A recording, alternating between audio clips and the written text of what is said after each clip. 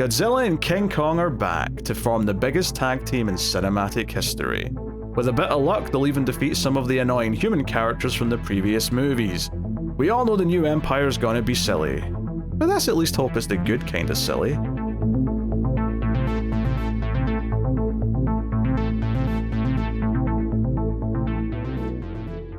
Welcome everyone to the Atomic Cinema Experiment. I am Peter, and joining me as always is David. I come in peace. This is a science fiction movie podcast. We get together and talk about a sci-fi movie. It's quite that simple. And we got a new release this week. We're kind of in that busy season now between all of the different shows. And today we're looking at Godzilla Cross Kong, The New Empire. So it's a monster movie. There's kaiju, there's action, there's lots of CG, special effects, all that kind of thing. We'll get into it. We'll start spoiler free, of course, as we always do. I'll just say before we do start that if you are enjoying the show, please do hit the like button if you're on YouTube. It helps out a bunch. We do some bonus content and shows that you can find on Patreon. I'll tell you more about them at the end, but we'll get into it now. So yeah, had you seen all these MonsterVerse movies and like sort of naturally, or did you have to catch up before this one came out? I saw them naturally. I it took me some time to get started. I don't think I caught Godzilla 2014 when it came out, but by the time Godzilla v Kong came out, I was up to date. I was seeing that as it came out. No, I was just curious because I wasn't sure if you'd like had to like sort of binge them in the last.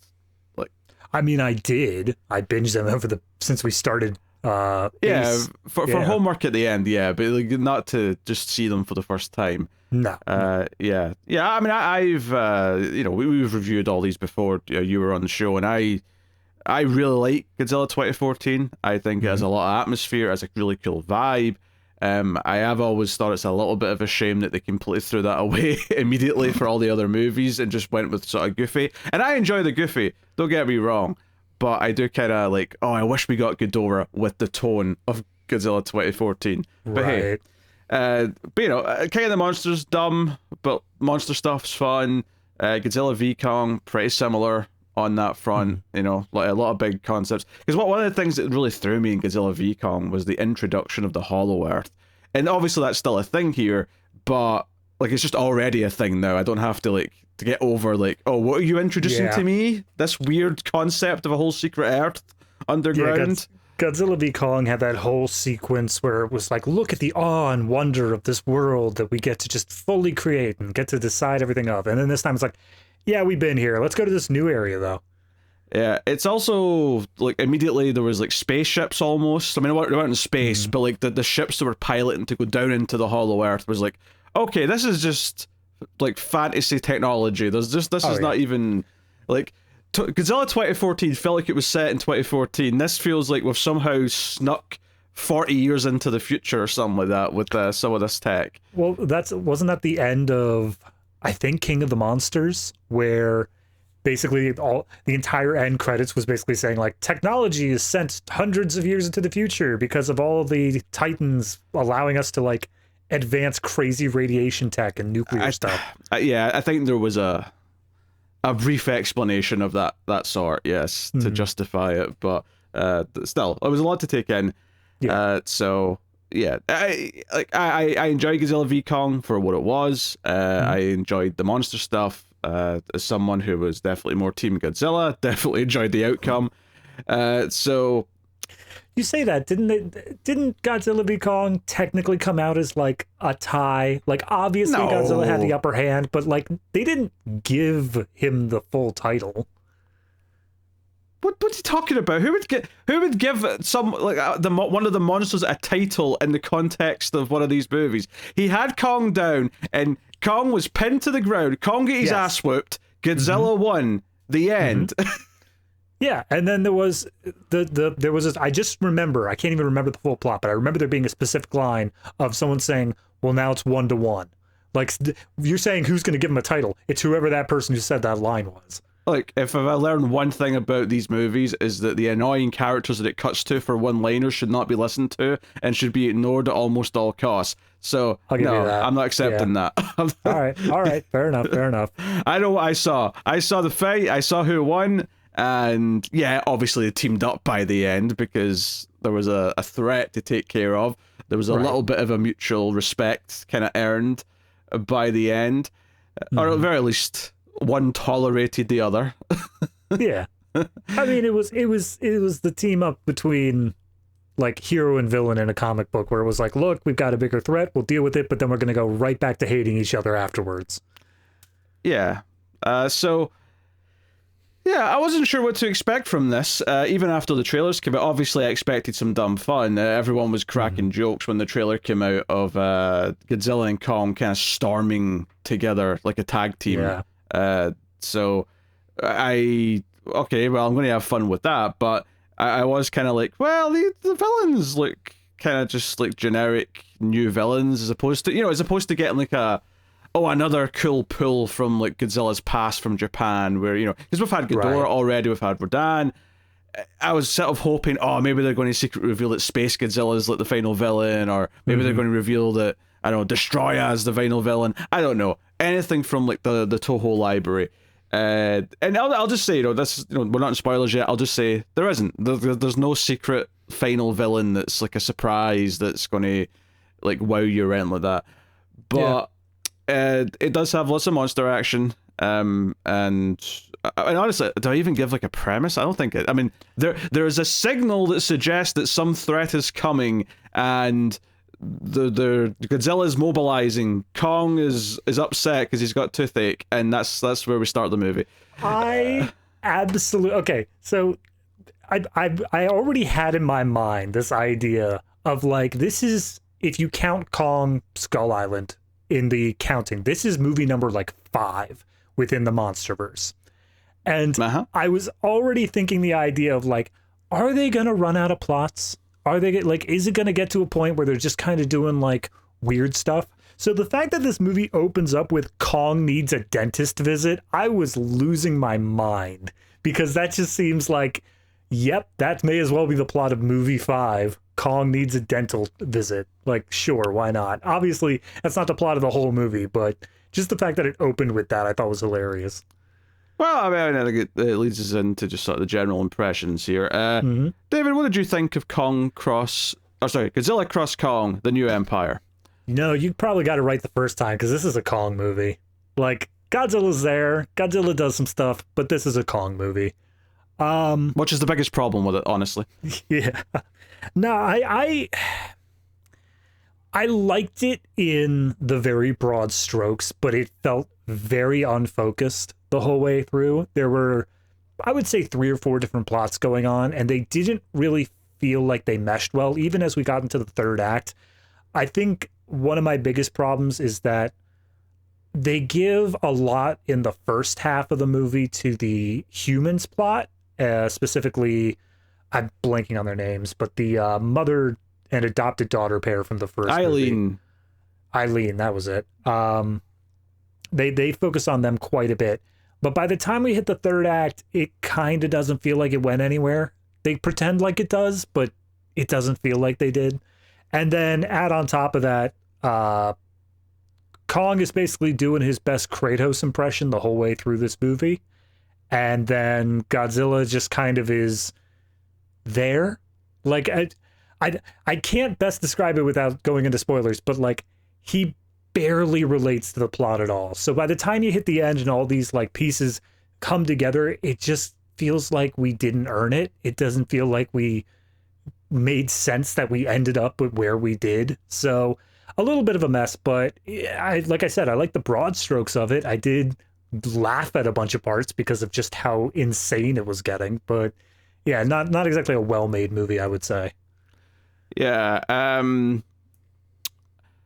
How do I'm just trying to think of the best way to phrase this, because I'm more positive than you.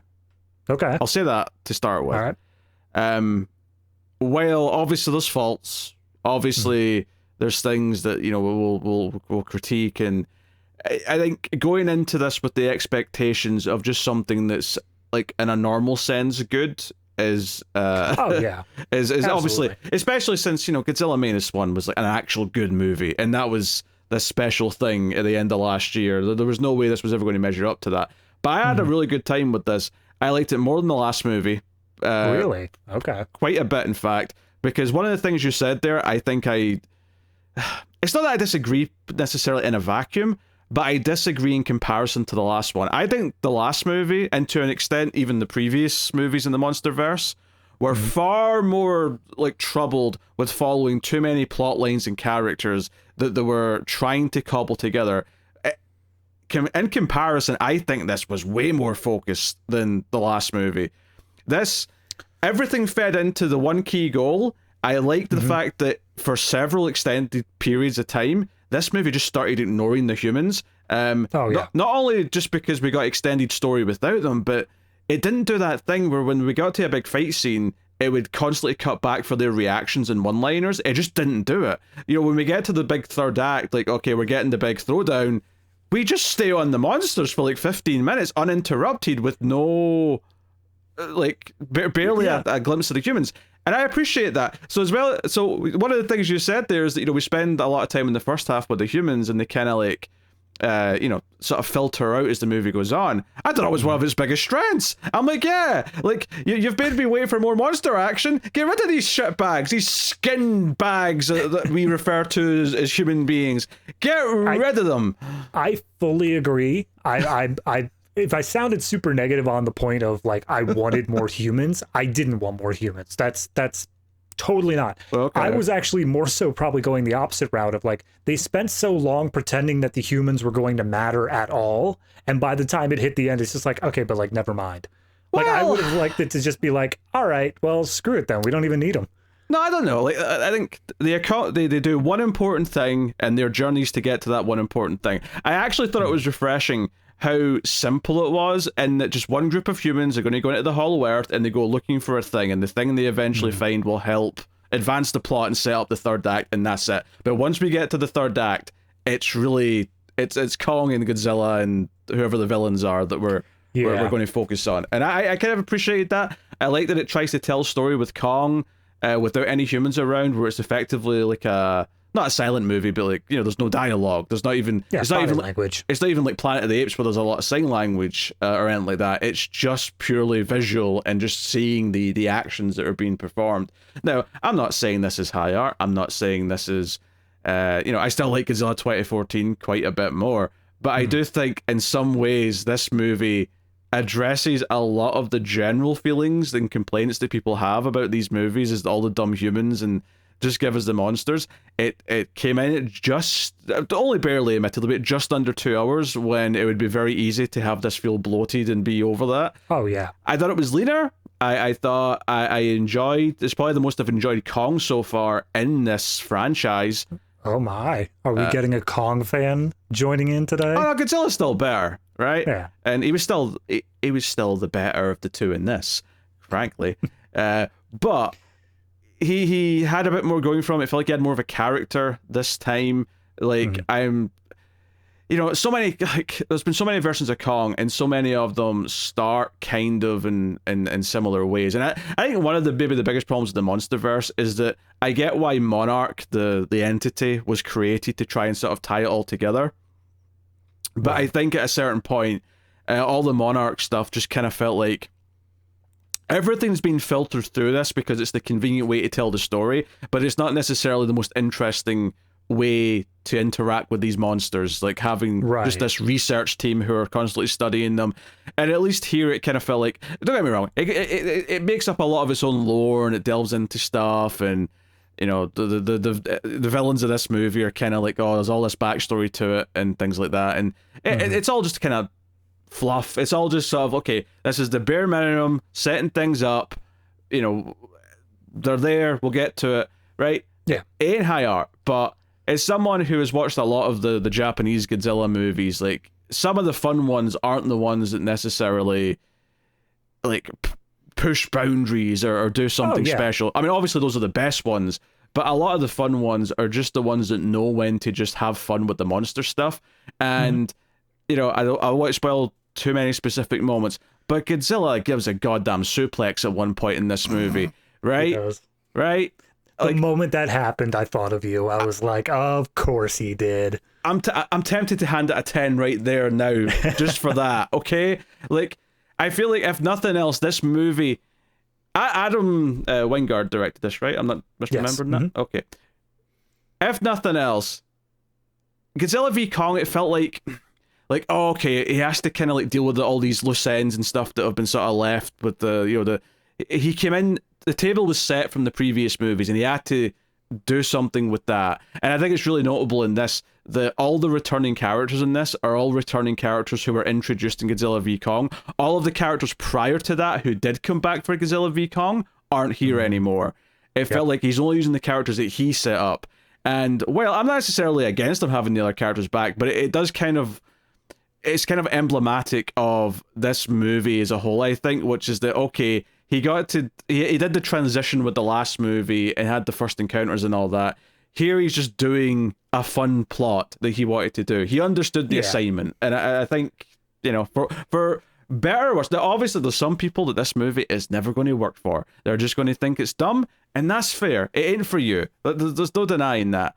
But I think for what it's trying to be, and after, just doing Ghostbusters Frozen Empire, which I do think was kind of bloated and full of too many characters and side plots that went nowhere, right? I think this was a fairly good example of what it is.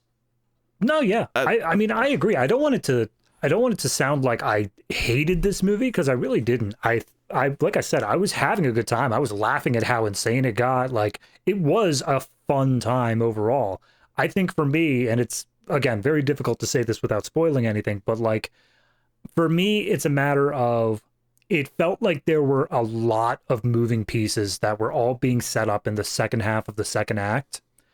And then by the time that the third act really kicked into gear, most all of those moving pieces just very quickly got paid off for like no real, like, anything. And then the main plot following the monsters is the only thing that really mattered there.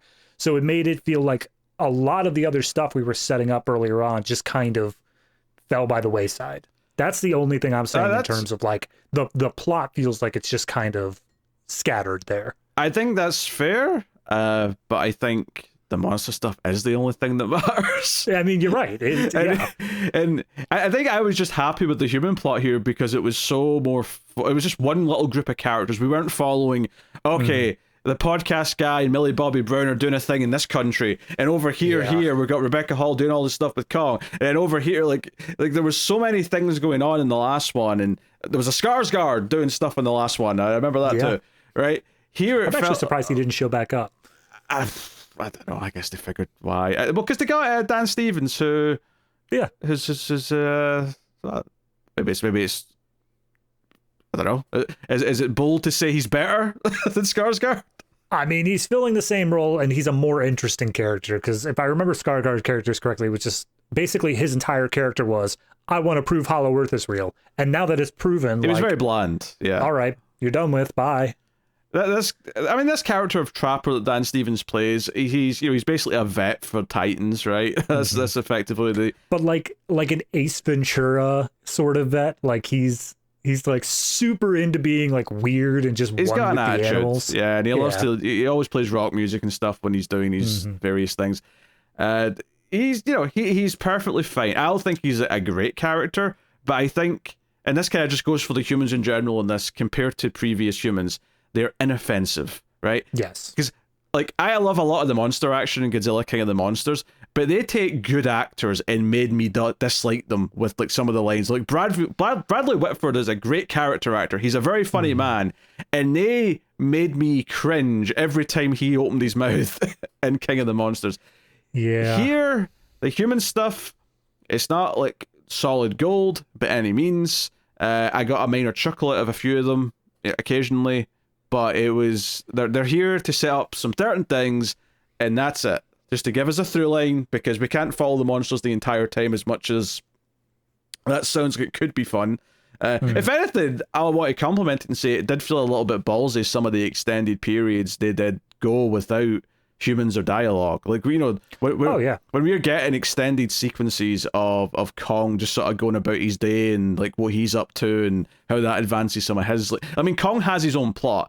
And I think that's actually super interesting. If you're going to have multiple plots, right, and you've effectively got the humans, you've got Godzilla, and you've got Kong, and you effectively give the monsters their own thing. Kong more so than Godzilla, but they're still sort of coming back to him throughout the movie, showing what he's up to, because that's gearing up for what's coming later. But that is way more interesting if you're here to see a monster movie than having 2 or 3 groups of humans that are all doing different things that are meant to be setting up the plot. So, yeah, I mean, honestly, I'm pretty happy with it. I'm pretty satisfied. The one thing I would say is, yeah, I would have liked, like, you know, a less... just kind of like, oh, we put some details into a computer and it spat out a villain for us kind of thing. Like, I would definitely have enjoyed a more notable villain. I'm not against them making new ones if they've got a cool idea, but I wouldn't say anything here, you know, wowed me or made me go, oh, we're going to be talking about this villain in the future as one of the greats kind of thing. Yeah, no, that's not going to come up again for sure. But I think that's kind of the downside of, without spoiling who it is, the villain of Godzilla v Kong, where it felt just so perfect of a choice for that, like, first team up sort of thing, that it's kind of hard to outdo it, you know? It's kind of hard to, how do you make another threat that is something that requires Kong and Godzilla to team up? And I get what they were going for here. They were going for a lot of parallels between the both of them. Oh, for sure. I don't know. While I liked the villains in the movie, it definitely felt like this is borderline a toy grab sort of thing, where we're never going to hear or see about these people in any meaningful capacity ever again. Yeah. Also, no human villains. Big thumbs up. Yes. I'm sick of that too, so that's absolutely great. I love the idea that, like, so many times throughout this series, everyone always says, like, oh, man cannot hope to control these monsters. Man is insignificant to them. And yet for like 3 movies running, it was man's fault that everything was happening. Yep, that's totally a thing. Honestly, I mean, obviously we can talk about this more at the end of the review about where we think they should go next. But yeah, I think, you know, this movie was obviously leaning more towards Kong for plot. And I get it, because he's a little bit closer to humans, so you can kind of emote with them a bit more than Godzilla. But I do think for the next one, I would like it to veer more even, if not more Godzilla focused. And I do think you do that by using a Godzilla villain. And I think we've maybe mined the Hollow Earth enough now that I do think someone like Space Godzilla, like have a villain that's coming from space and is maybe more tied to Godzilla. Because this is the thing.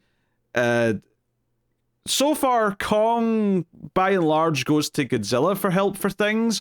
It would be very interesting to give Godzilla a reason to want Kong's help in a potential 3rd movie. I agree. 6th movie, depending on how you're counting them. The Wingard trilogy. Yeah. I agree, but I also think that they've done a very good job of setting up Godzilla's pride of just, he's never going to do that. There's no way he's ever going to be like, oh, God, I need to call up the monkey for help. That's why it would feel like a big deal. That's why you'd feel something if he does turn around and say, all right, roar, come on, I need some help, let's do That's it. Fair. So, all right, I mean, I think, honestly, I don't know how much more we can say. I will throw in here, I was so 50-50 on the music in this movie, because there was moments when they were hitting me with some like great little synth bits in the sound, and I was like, oh, what's the score? There's some synth. But it does something that bugs me that it did in the last movie as well, where when Godzilla's doing stuff, they'll do something that's vaguely reminiscent of the Godzilla theme, but isn't it? And it's really annoying every time it does it, because it sounds like it's about to do the dan, dan, dan, dan, and it just never does it. And I'm like, dude, King of the Monsters did it. Just use the goddamn theme. Why are we pussyfooting around the theme? No, yeah, you're right. And I do kind of wonder how much is licensing issues with Toho, because obviously they got Godzilla and a few other things that they're licensing there. But like we said, they created their own villains here. They created their own like thing that's going on. So I wonder how much of it is they kind of want to just be their own thing and have more control over their creations, rather than having to go back to Toho every week and be like, hey, is this cool? Can we do this? Yeah, but and I mean, same with the music. But they used the music already in a previous movie, and Yeah, but that's when that movie you're talking about is when they went full tilt, where they were like, Toho, we want to use everything that you've ever touched before. Please let us have all of it. it's just annoying though. I find it actively frustrating when the music plays and it almost sounds like it, but just doesn't go into it. I mean, I guess my question is, because I'm not as ear tuned to the score as you are. Is there a new Godzilla theme? Like, between these movies, does Godzilla have a theme? Nothing that memorable. He can call his own? No, I mean, I think there's some similar notes, because like I say, I always think it's about to do the actual theme. So there's definitely something similar playing every time he's like up to something, but it always just feels like they're like, if it is like, if they're just being cheap because they'd have to pay again to use the theme for a new movie, if that's what it is, then screw them, they're assholes. If it's just this like weird case that I know sometimes creatives do get like, no, we want our take on it, so we're going to do our own thing. But doing different just for different sake is never the reason for it. Like, that's never the good reason to do something different. There's lots of good reasons to do something different. There absolutely is. But I think it's kind of like, like, I'll be very fascinated when that new Superman movie comes out. Like, if they evoke that John Williams theme but don't just use it, I'm like, just use it. It's the Superman theme. Like, come on, guys. Like, I just, at a certain point, embrace it. Embrace the fact that you're part of a legacy here, okay? Yeah. It's not just your thing. That's fair. And what's so good about music is that you can't, like, unlike actors who age and then show up and make you feel depressed when they're all wrinkly, like, music can be immortal. You can hear the same theme that was in the movie 50 years ago, and it'll still hit, and it'll still sound just as good, if not better. So... To hear more about wrinkly actors, check out our Ghostbusters Frozen Empire review. Absolutely. Except Ernie Hudson, who's like 79 and looks like he's still a bodybuilder. My God, I saw that trivia. That was ridiculous. He's 5 years older than Bill Murray, and Bill Murray looks like he's like crawling out of a coffin every time he's on screen. All right. Spoilers then, I guess, for Godzilla Cross Kong. And I believe that is how you're supposed to pronounce it, because I think it comes from like Japanese fighting games and animes where cross is like, it's cross because it stands for crossover. I believe that's the way you say it. I'm not opposed to calling it that, but I've been calling it X Kong for so long because the other one was V Kong. So I mean, I get it. I get it. I believe that's traditionally what you do with it, but. People could fill me in if I'm wrong on that, but I believe that's why the X, because that's the only place I've ever seen it is like stuff that I don't play or watch. I'll just occasionally see the titles of like a fighting game crossover, like Tekken Cross Street Fighter or something like that. Right. So even though you think V's would work better there because it's a fighting game, doesn't matter. Anyway, at least here I understand why it changed, because obviously they teamed up by the end of the last movie, and now that's the thing. The V implies that they're angry at each other. The X implies that we can learn to get along. Yes. It's a shame we never got Batman Cross Superman. I think we did. That was called Justice League, and we can just ignore that one. It was called, Batman Cross Superman Rise of Justice. Then the third movie would be Batman Cross Superman War for the Justice of the League. Anyway, that's somehow worse than what actually happened, and I didn't think that was possible. All right, spoilers for Godzilla Cross Kong. You have been warned. So, the opening of the movie does this thing where it starts with like an extended Kong scene, and then there's opening titles which do a bit of exposition because it plays out whilst Rebecca Hall's doing her a little speech. Yeah, if I have to hear that goddamn speech one more time of like, humans thought that we were the top of the food chain, but we were wrong. Like, yes, we get it. There are titans. There are big monsters. They eat people. Moving on. It's 5 movies now we've been hearing that. It's like a previously on for the people who didn't see the other movies, okay? It gets like, out in the open. That's the only thing that they do, though. They don't talk about, like, hey, remember Ghidorah? Or, like, hey, remember 2014 happening? It's like, no, it's just humans, food chain, titans. You don't need to know any of that for this movie. You just need to know Godzilla exists, Kong exists, go. That's true. They also do give the brief recap for everyone who wasn't paying attention in V Kong of there's Hollow Earth, and you get there via like full-on portals. It's not like tunnels. You portal in there. Yes. And then at the end of the title sequence, you get like a Godzilla intro scene as well. And the reason why I'm sort of like rushing through that is because I want to talk about them together, because they intentionally end both of them with Godzilla and Kong in their own ways getting sprayed with something else's blood. So it's right away showing you, hey, they're kind of the same, right? They're doing similar things.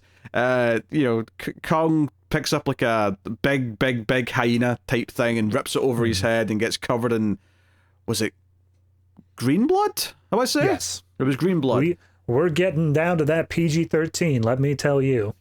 It's fine. They're Titans. They can have different colored blood. Oh yeah. But we see him like wash off his head in the waterfall. But when he goes to have some dinner and like bite into the hyena, he winces, and then you see he's got like a sort of like a rotted tooth. Yeah, he's got like his gums are all swollen around the tooth. And you're like, oh, that's unfortunate. He's a dentist. Yeah.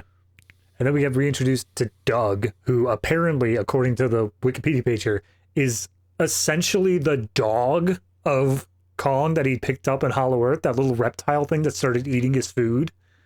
I'm glad you explained that, because you said we're interested in Doug, and I'm like, what are you talking about? Who's Doug? Yeah, exactly. It's just this weird little reptile, like an ankylosaur looking thing, who just comes up, and Kong's just like, stop eating my food. And then he just disappears from the movie, as if they knew that he was a fan favorite. Yeah, and then Godzilla's fighting a Titan elsewhere. I'm not even going to say where, because I swear we see Godzilla in like 12 different countries over the course of this movie. Dude, he moves so quick. Where was it? I know the Titan was Scylla. It was the big like crab lobster looking one. Yeah, with the tentacles in the mouth. Yeah, because the ending of this is actually quite cool, because the crab thing wraps its tentacles around Godzilla's face, and you can just see Godzilla lighting up underneath the tentacles, and then just blasts through the mouth of this other thing. It was in Rome, because as soon as he was done, he took a nap in the Colosseum. That's right. He goes and curls up in the Colosseum. That's right. Which we're in spoilers, so I'll just say, when the final shot of Godzilla in this movie is him going back to Rome to go back into the Colosseum for a nap, I just went, oh, he's a cat. There's a reason why I like Godzilla. He's just a cat. That's fine. A giant cat. Yeah, he's picked out his spot, and he just curls up, and he gets real comfy. He fits in there quite well. Obviously, all the historical societies are all freaking out because he's knocking bits of it down, and Monarch launches Operation Spray Bottle. Stop it. Get out of here. So, yeah, I mean, introduces both monsters, sets them up, and then we're introduced to the humans again, and Gia, who is the girl from the last movie, who is the last of the tribe from Skull Island that Rebecca Hall's character Eileen has adopted. Yes. So, obviously, I watched Godzilla v. Kong a lot more recently than you. Yes. I'm pretty sure this is the movie that tells us that Skull Island's just gone. Like, just straight up, they just got rid of Skull Island as a place, and now they're using Hollow Earth instead.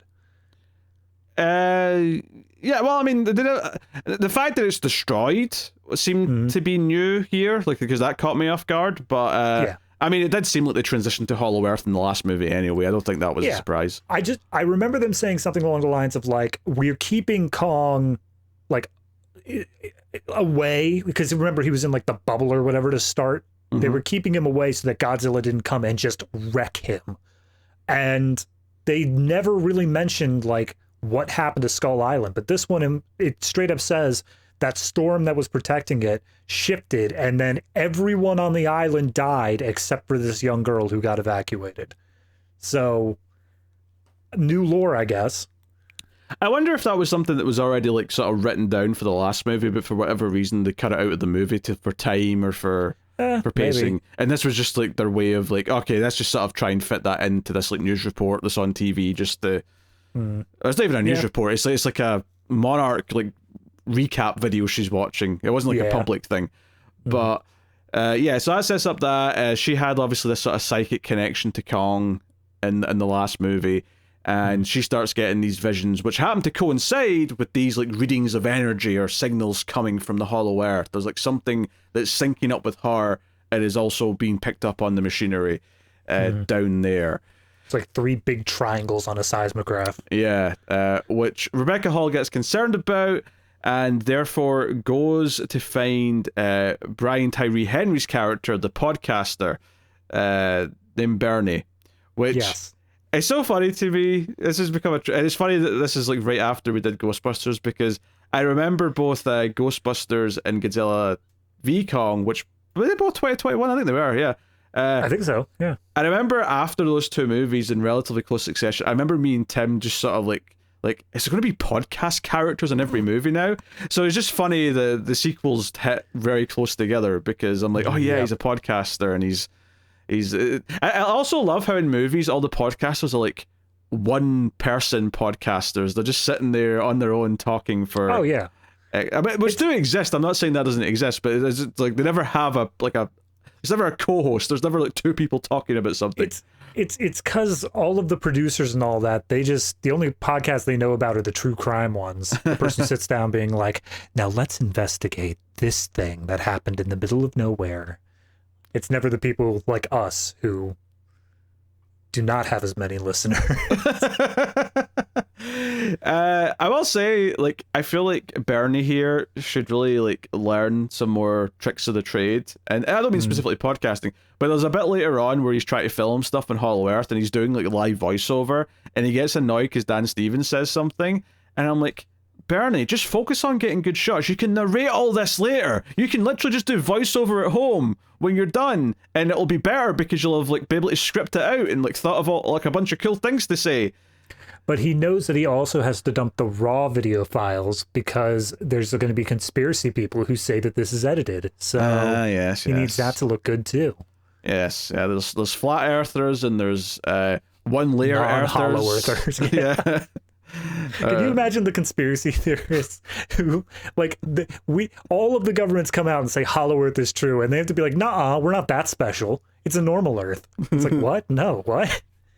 People who believe in Hollow Earth are inner Earthers. There's a whole spectrum of Earthers. Look, if there's a Hollow Earth, then what's to say that we're on the outermost layer? I propose that we're still inside, and there are multiple layers above us. You watched Godzilla v Kong recently. I'm sure they did explain it, but remind me again what the explanation was for there being sunlight down in the Hollow Earth.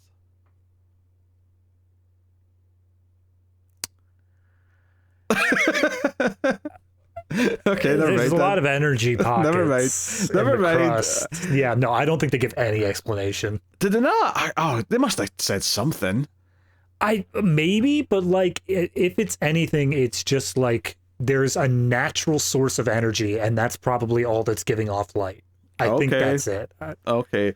There's a big mirror pointed up at a portal that's pointing to the sky. And, I mean, by the time we get to the third act, the villain gets out into the real world and he looks up at the sun, and it does seem blinding. So okay. Right. So the subterranean sun is not as strong as the actual sun. Okay. Sure. I'm sure there was like a quick line that kind of tried to just, this is why this. Just move on. Don't think about it. Look, we're already playing fast and loose with gravity. Let's not throw heating into it as well. At least with gravity, though, I'm like, okay, there's magic rocks that affect gravity one way or the other. Like, I can live with that. You're giving me a simple thing to explain it. It's fine. Well, then it's just magic rocks that give off sunlight. There you go. Yeah, but say that. That's true. Tell me about the magic sunlight rock. Anyway, so we set up the characters. We set up that Gia's having these visions and Eileen's getting concerned. So she finds podcaster Bernie and wants his help because he thinks outside the box, and no one at Monarch, even though Monarch has been researching all this crazy shit for literally more than half a century, aren't going to listen to her. And she says that there's something weird going on with these spikes and readings. You know what I like the most about Bernie's plot? Nothing. But if I had to put something on it, it's that she specifically says, you think outside the box. You can figure out what these three spike things mean and why my daughter is getting psychic visions of it. And then when he finally does come back with an answer, it's revealed that he just asked the internet. Like, he just went to forums and everyone else was like, hey, this could be a thing. So what did he really even do here? Yeah, honestly, it feels like just an excuse to have another sort of comic relief, because him and Dan Stevens are both just fun comic relief characters. That's who they are, right? Obviously, Dan Stevens does help Kong's tooth, which is one of the next scenes, is we get him like airlifting in, and they like Kong crawls out of the portal, and they're like, "Why is he here? Godzilla's going to come and get pissed off," and it's like, "Oh, he's got a bad tooth." So they like pump him full of like who knows how many gallons of like anesthesia, yeah, and then they airlift and yank out this giant tooth, which I'm like, oh well, some museum somewhere is getting a big tooth and they're going to be delighted about it. And then they put in a big fake kind of like polymer tooth, and Kong's like, oh, okay, I guess that's all right. But yeah, so basically they get convinced of these readings, and they're going to go down the portal and find out, see if they can trace them, figure out what's going on. Because they think it's a distress call or something like that, some kind of SOS. Yeah, that's what Bernie came back with. He was like, oh, these calls went out every single time that some crazy Titan thing happened. So it's some kind of SOS. I don't know how they got from A to B on that one. I was paying attention to the conversation, and they were like, it always syncs up with like this signal came out when Ghidorah showed up, and it also came out when like all this stuff happened, and then he just says it's a distress signal. I'm like, I will say I did roll my eyes. I mean, it was funny to hear the name itself, but when he on like a mini rant about this user he hates called Ghidorah 4456 or something like that, I was like, oh yeah, come on. All right. Oh yeah. Here's the thing, right? So basically, you want Dan Stevens and Brian Tyree Henry to be your comic relief, to banter off each other, and then you've got Eileen and Gia, whose thing basically is that one, Gia is going to be very important, or Gia, I should say, sorry, is going to be very important for the plot. She's got like a purpose by the end, which I presume was always planned with her character. I mean, the fact that Wingard's on both of them, I would say he at least had the idea for it, but it's definitely not set up at all in the last movie. She's going to have this going for her. I didn't think it was set up before, but I just mean, I presume that he had this sort of direction in mind, and that he wanted to go where he does with it. And the drama there, the human drama that they were supposed to care about, is that Eileen is attached to Gia and is like struggling to like make her feel at home up in the regular world because she's used to Skull Island and she's not fitting in with people. Oh, I mean, she's been around here for, like, in our world for what it seems to be at least like 5 years, 7 years, somewhere in there. Like, it's a decent amount of time. It's more so just the idea that she's got this culture and no one can relate to her, like, at all. Like, she's trying her best as a mother to relate to her kid, but it's just not working. Was she already like in regular society in the last movie? I don't remember. Yeah. Mm-hmm. Okay, she was already fully adapted there. Yeah. Okay, fair enough. But was she in like the regular world, or was she living like on the Monarch base, like in Skull Island? I mean, Monarch base with Kong and Eileen, but yeah, okay. I'm not counting that as being integrated into the like. She's at school in this movie. She was not going to a regular school in the last movie. She's also not in like tribal outfit or like living in huts or whatever. So the only humans she's just interacting with are Eileen and a few other like scientists. Okay. You know, she's still pretty cut off from the world. It's a mid ground. It's somewhere in the middle there. Yeah, but she, you know, so she's concerned that Gia can't fit in and that she's doing a horrible job as a mother. The drama also then extends to this idea that once Gia does find some of her own people, kind of, down in the Hollow Earth, that she might want to stay. And I'm like, I get what this is building to. It's going to build to the heartwarming moment where she says, no, of course I'm coming with you. I'm your daughter. Yeah. And where you go, I go. Yeah. Where I go, you go. They set that up and it's like, okay, that's all. It's very simple. It's straightforward. I won't say I ever felt that, like, you know, passionate about it. It's serviceable. It just does the job, and that's it. That's the nicest thing I can say about it.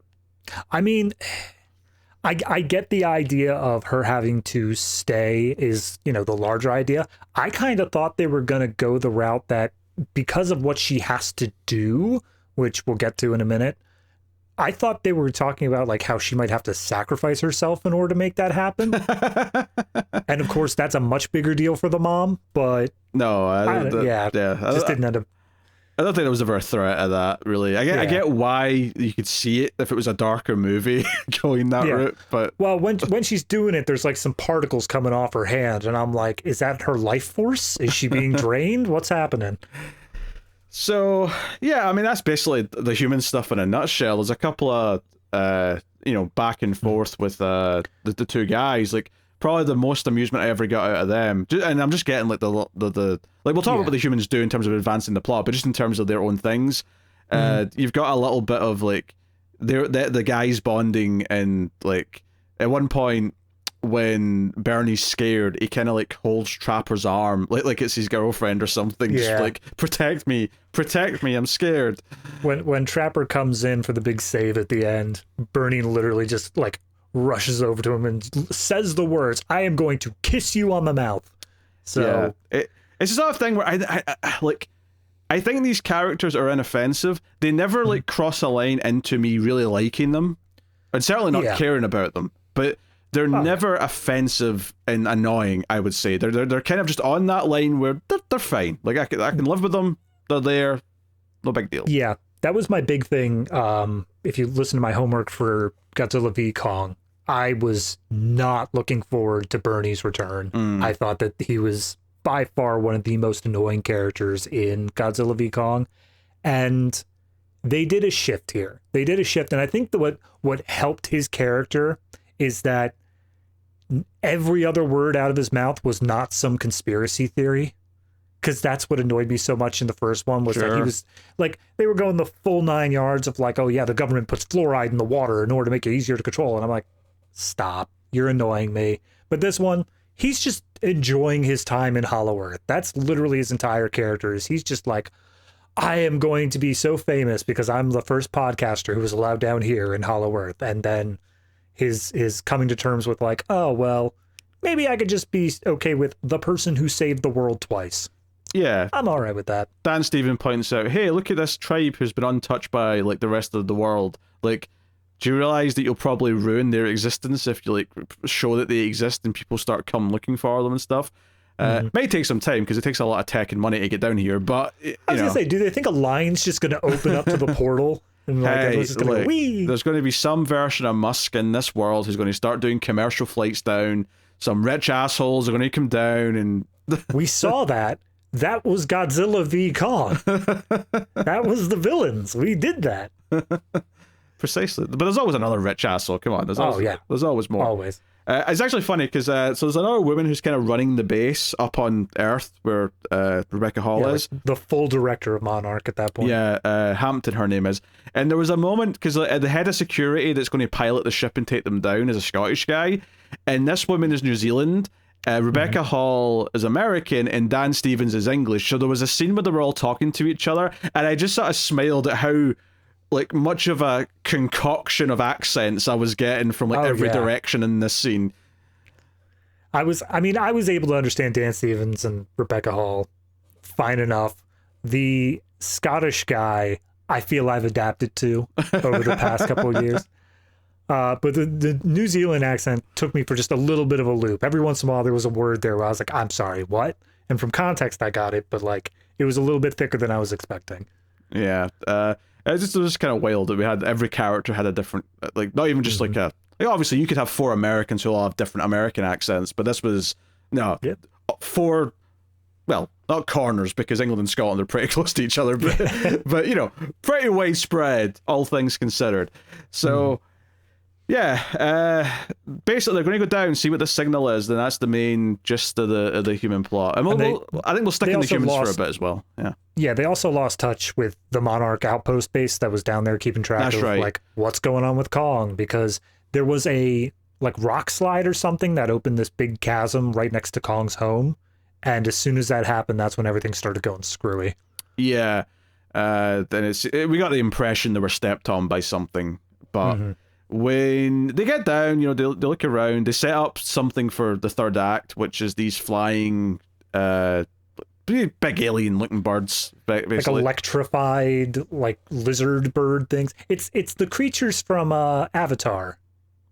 Those like things they fly on, but electrified. But they've got electric powers, which isn't that important in the first, you know, at the outset, but it does come up later when Dan Stevens like flies them into like a battle to help out. Because he talks about, he's clearly been studying all the creatures down here. He's been the one kind of like mapping them and understanding their behavior. So it's like, he's clearly been down here before. I would have really liked them to do a callback to King of the Monsters there, where they had that machine that echoes like the Apex thing in order to control. They probably should have pulled that back. They should have been like, yeah, no, we know exactly how to get this crowd moving. I think you could argue that that's how he probably does it. There's probably like a version of that on the little ship. Possible, yeah. Yeah, makes some sense. So they go down, they find the research base, it's wrecked. They basically go looking for, first of all, they get shit, something did this and we should probably move and get back in there or whatever. But also, Kong follows them in, but he just goes off and does his own thing immediately. Like, he's out. Yeah, he just goes off and does his own thing. They end up, though, like, when they get back in the ship ends up losing power. There's some sort of disturbance going through the hollow earth that makes them lose power. So they end up on foot, and they're moving around.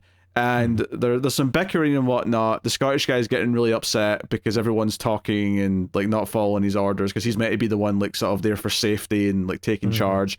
And then he gets eaten by a tree stump. That's the best way I can describe his death. Is that it's like a tree that's been knocked over, so you're seeing like the bottom of it with all the roots, but then all the roots start moving like their hands and just sort of suck him in, and it's. It was a visual. I'll give it that. It was a visual. Yeah, no. But I love it because it doesn't try to like really surprise you at all. The whole scene is him saying like, I don't trust your hippy dippy stuff, and we're going to follow my readings, and my readings say there's nothing at all that's possibly dangerous here. I'm thinking of a scene from Deep Blue Sea, which is not a perfect comparison, because that was more a call to action. Was the character was like yelling, yeah, we need to like, put our heads together and get through this, and he gets really like emotional and yells, and then he gets like, oh, shark jumps out and grabs him, right? Yeah. Right. It's not exact same, because this is more, because there's definitely, I'm sure there's examples of this type of character who's like yelling at everyone else and saying, no, I know what to do. I'm going to trust my own judgment. And then boom, he's dead. Because Dan Stevens is like, hey, there's something here. We're being hunted. Like, I can sense something. There's something going on. And the guy's like, I don't trust you. Shove it up your arse. That was a line. Which, by the way, in a Scottish cinema, that got a bit of a pop. Did it? All right. When he said, shove it up your arse, like the crowd kind of went, hey! I didn't have a full theater for mine. There was, it was scattering of people, but I did hear like a row up behind me was a family with two very young kids. And half of the stuff here went out, because they don't go like, full R rating or whatever, but there is a decent amount of like light cursing in this. And I just, every single time I could hear the kid being like, like gasping at the fact that they said a bad word. Yeah, they say shit a few times. Nothing super serious, but the other thing I heard in the cinema was 3 chairs down from me, this old guy who I think should go to the hospital, because he was breathing loudly the entire movie. It was like, anytime it went quiet, I could just hear. It's like when you're sleeping, you're dozing off, your breathing gets really loud. It was like that the whole movie. I think he was awake, but it just was like. Did you see him leave the theater? Are we sure he's good? And I felt bad for being minorly annoyed by it, but I'm there to watch a movie. Yeah, absolutely. Shut up. Die quietly. Stop breathing. Get out of here. Anyway, so they go looking, and they end up finding some like carvings and runes and like a water mechanical thing where they release the girl pushes a button and it releases the water through all these little ducts and stuff, and it all starts to power up. 2 things with that scene. First off, there's a mural for Mothra. Yes. They say like, oh hey, Mothra's here. What are we gonna get with Mothra? I mean, Mothra's dead. Like wholesale, we saw Mothra die, but apparently this civilization was linked to Mothra somehow. This movie changes how, but Mothra's key thing, David, is that there's always another Mothra. That's just the thing. Yeah. That's just a part of Mothra. That was in the end credits of King of the Monsters. They just killed Mothra, and then it was just like new egg found, possibly Mothra.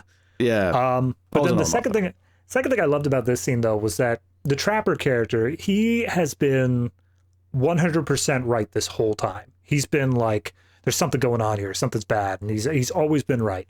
But I love this point where Gia pushes the button. He's like, no, wait. And she presses it anyway. And nothing bad happens. Like, it's not that it's one of those things that's very tiny and it doesn't matter, but it's just pointing out that this character is cautious, but he's not like omnipotent. He doesn't know which stuff is going to end up being bad. and he's just cautious about it. In most movies, this would set off a trap that almost gets them killed. Right. Yeah. Instead, it's actually because to be fair, the movie's telling us that she's linked to this place, and she, on some level, is maybe like her natural instincts are kicking in, so she's right to do it. And it leads them to like a force field. It's like a. I actually thought it was a big egg sac at first, but it's actually more like a wall that's like a protective barrier, and they can rip through it, and it reseals behind them. But they go through, and it's like a hidden part of the Hollow Earth, where it turns out, like a sort of precursor to this girl's tribe from Skull Island. They're actually like an offshoot, much like Kong's an offshoot from a race that was down here and ended up in Skull Island. Her tribe was an offshoot of humans that were down here, which at this point's not a surprise because they say repeatedly, well, some form of human had to build all this like stuff that we're seeing, these carvings. Like, there's some life down here. So this tribe all comes out. They're very stealthy because, again, Trapper's like, there's someone else here. And then like 50 people come out of the trees all, you know. That was the one time that I flashed back to the 2005 Kong movie. Because that was the big thing in that, where it's pretty much the exact same scene, where it's just all of a sudden everyone suddenly comes out and traps the crew that we've been following. So, yeah, I mean, this is where there's like, okay, there's people here. There's like a woman who's in charge, because it's the Iwi or the tribe, and so there's the queen from the Iwi, and she like goes up to Gia, and there's a whole. They're all psychic down here. Every single one of the tribe is psychic. They all have like a telepathic link, although they do make it clear that they understand English because Bernie says some, not mean things, but it's just sort of like, oh, this is a hellscape down here. It's like nothing but death and monsters. And the queen turns and looks at him and it's like, she can understand you, you know. It's like, oh, it looks like a nice place for a family, to raise a family. Very, very lovely. In terms of hellscapes, it's the most beautiful hellscape I could imagine. But this leads us to a lot of the exposition because there's like a sort of like a tomb with all the cave drawings, and Rebecca Hall starts translating. It basically just sets up a lot of the stuff here, which is that what's the name of the bad monkey? The Scar King. Scar King, thank you. Right, so it sets up that Kong's race lived in the Hollow Earth. And they became the protectors of the humans, this tribe, right? Yep. All good and well. But then Godzilla is the protector of nature. Yes. The separation out. But at some point, an evil member of Kong's race, Scar King, built a following and wanted to go up to the surface and take over Earth, right? That's what he wanted. But they fought a war with a beast that ate a star, and they realized that that's describing Godzilla, which is a cool description of Godzilla, honestly. Oh yeah, absolutely. It also helps that the drawing is definitely Godzilla. Oh, for sure. I mean, very, easy to recognize silhouette. You can tell it's Godzilla. And it's like, okay, there's another monster, Shima, which Scar King sort of imprisoned and sort of like is enslaved with the control of it. I mean, they never explain it too much, but we see that he's got this like sort of crystal. So yeah, it's like a crystal in a chain that seemingly helps like control Shima. And Shima, just to describe what this is now, because Scar King's easy. He's just like a big ape. It looks visually distinct from the other apes, but he is an ape.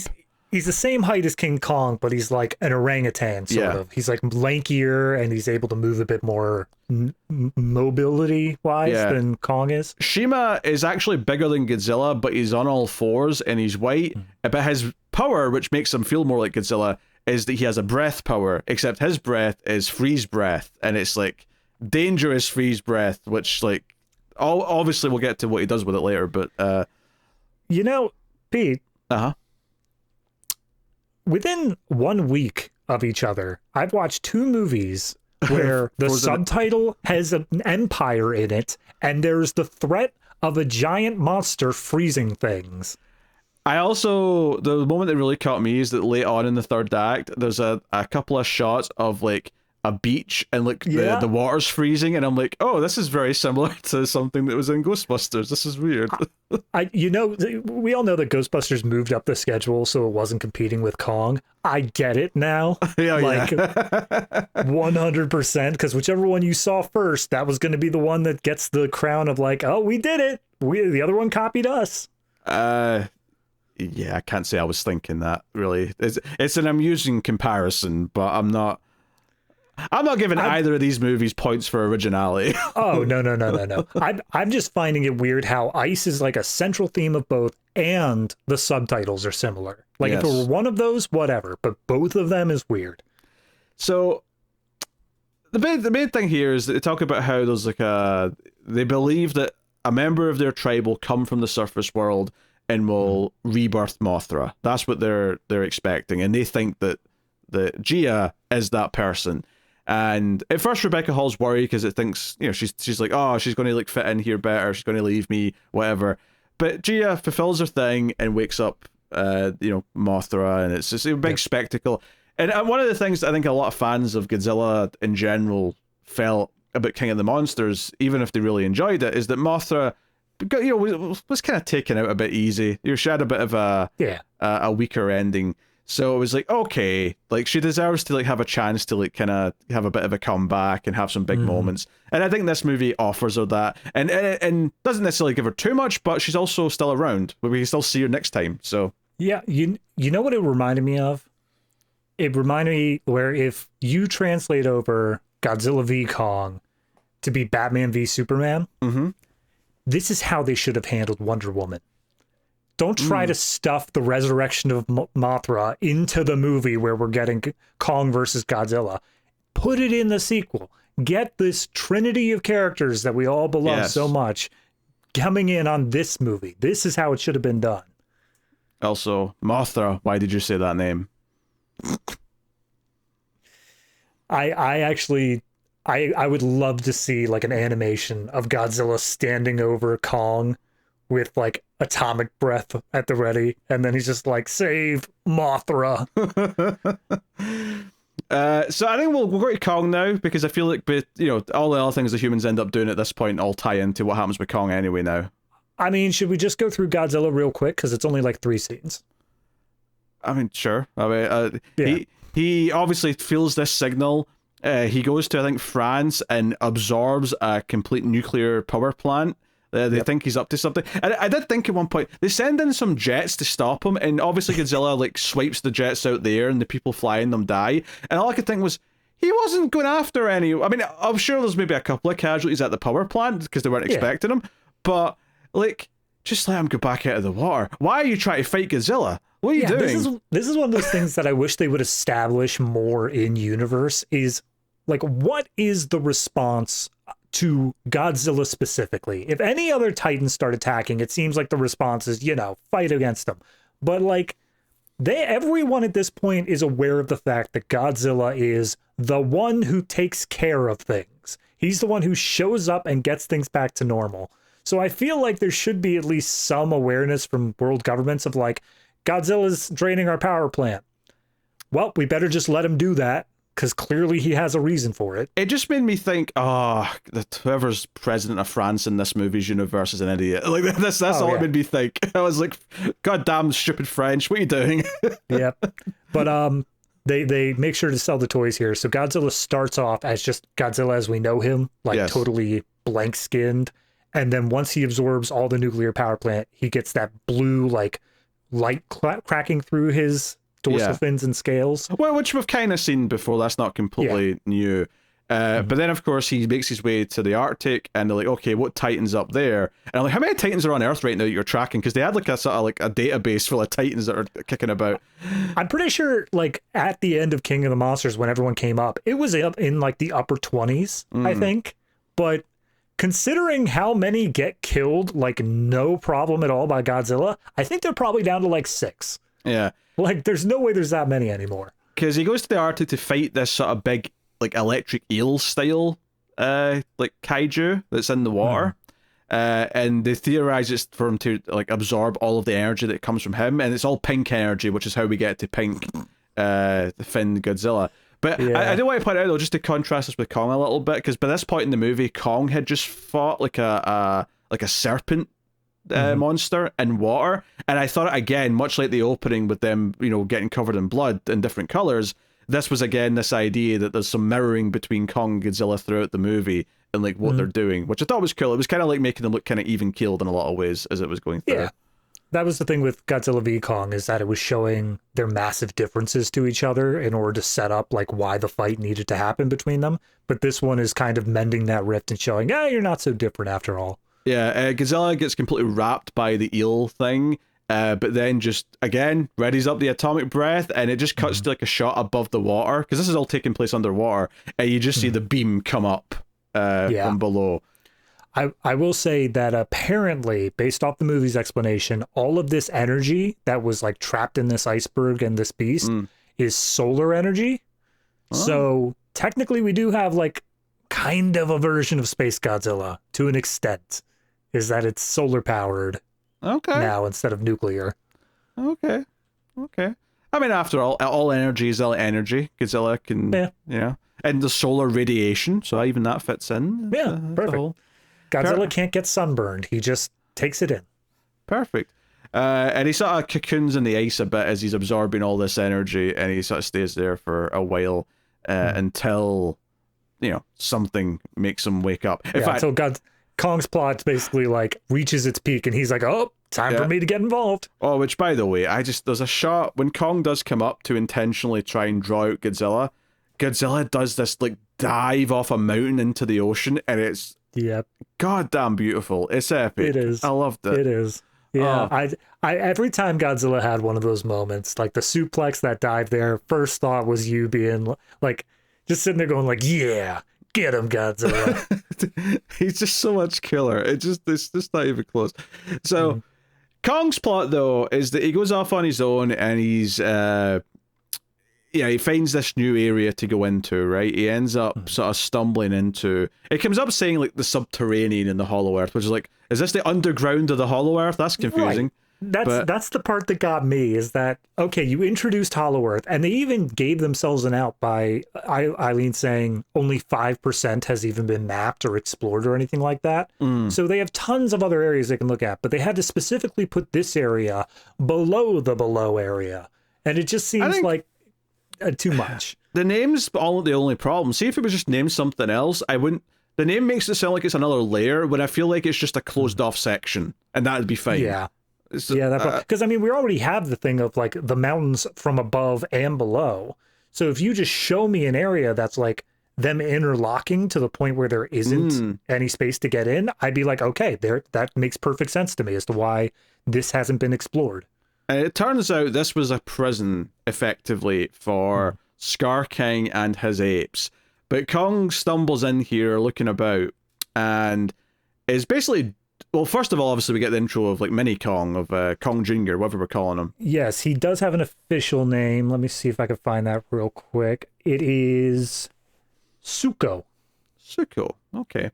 Well, they do the whole thing where the big shadow looks intimidating, but then he kind of comes out of the smoke and it's like, oh no, it's just it's a baby Kong. But it turns out he's actually a bait, and like some nasty Kongs jump out and attack King Kong.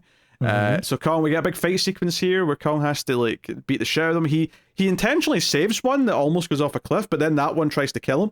So he just kicks him off, and it's like, well, he tried to be nice. He tried to save you. It throughout this movie, we get multiple setups before this that Kong, they know that he's from a social race, and that it's unnatural for Kong to not have a family around.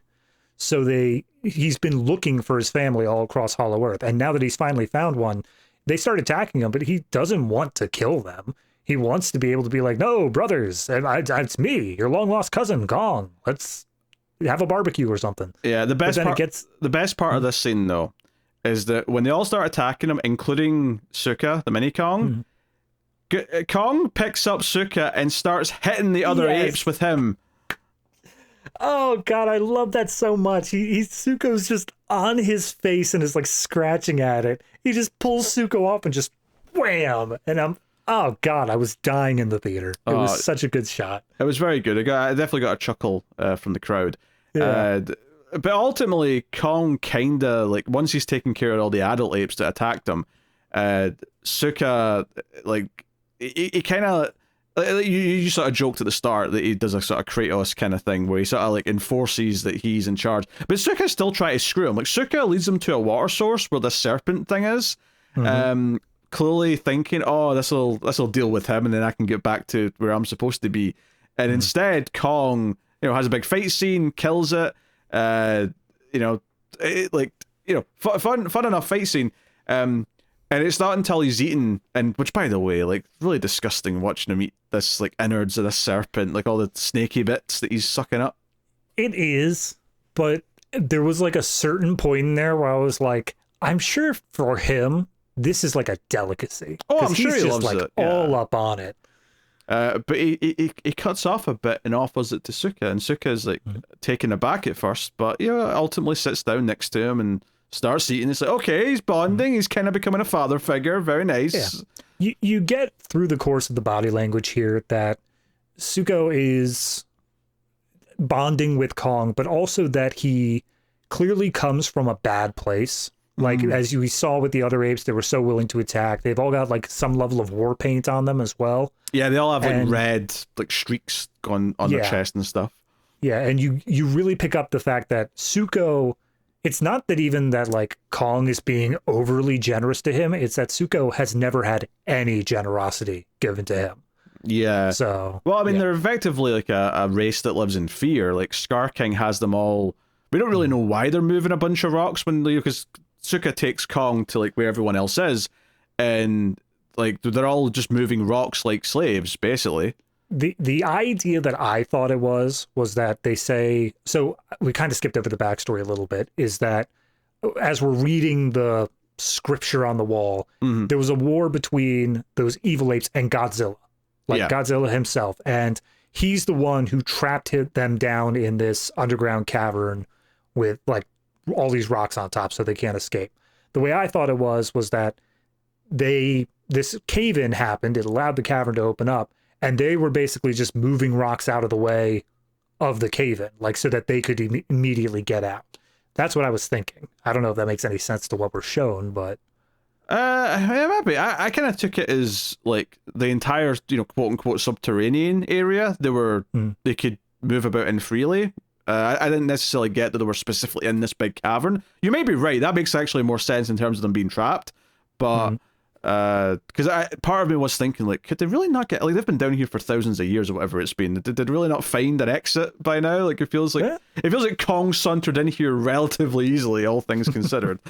But it's after the cave-in and after they've done some clearing. So So basically Kong quite quickly Suka gets like threatened by I think Scar King. Is it Scar King himself that threatens him, or is it one of the apes?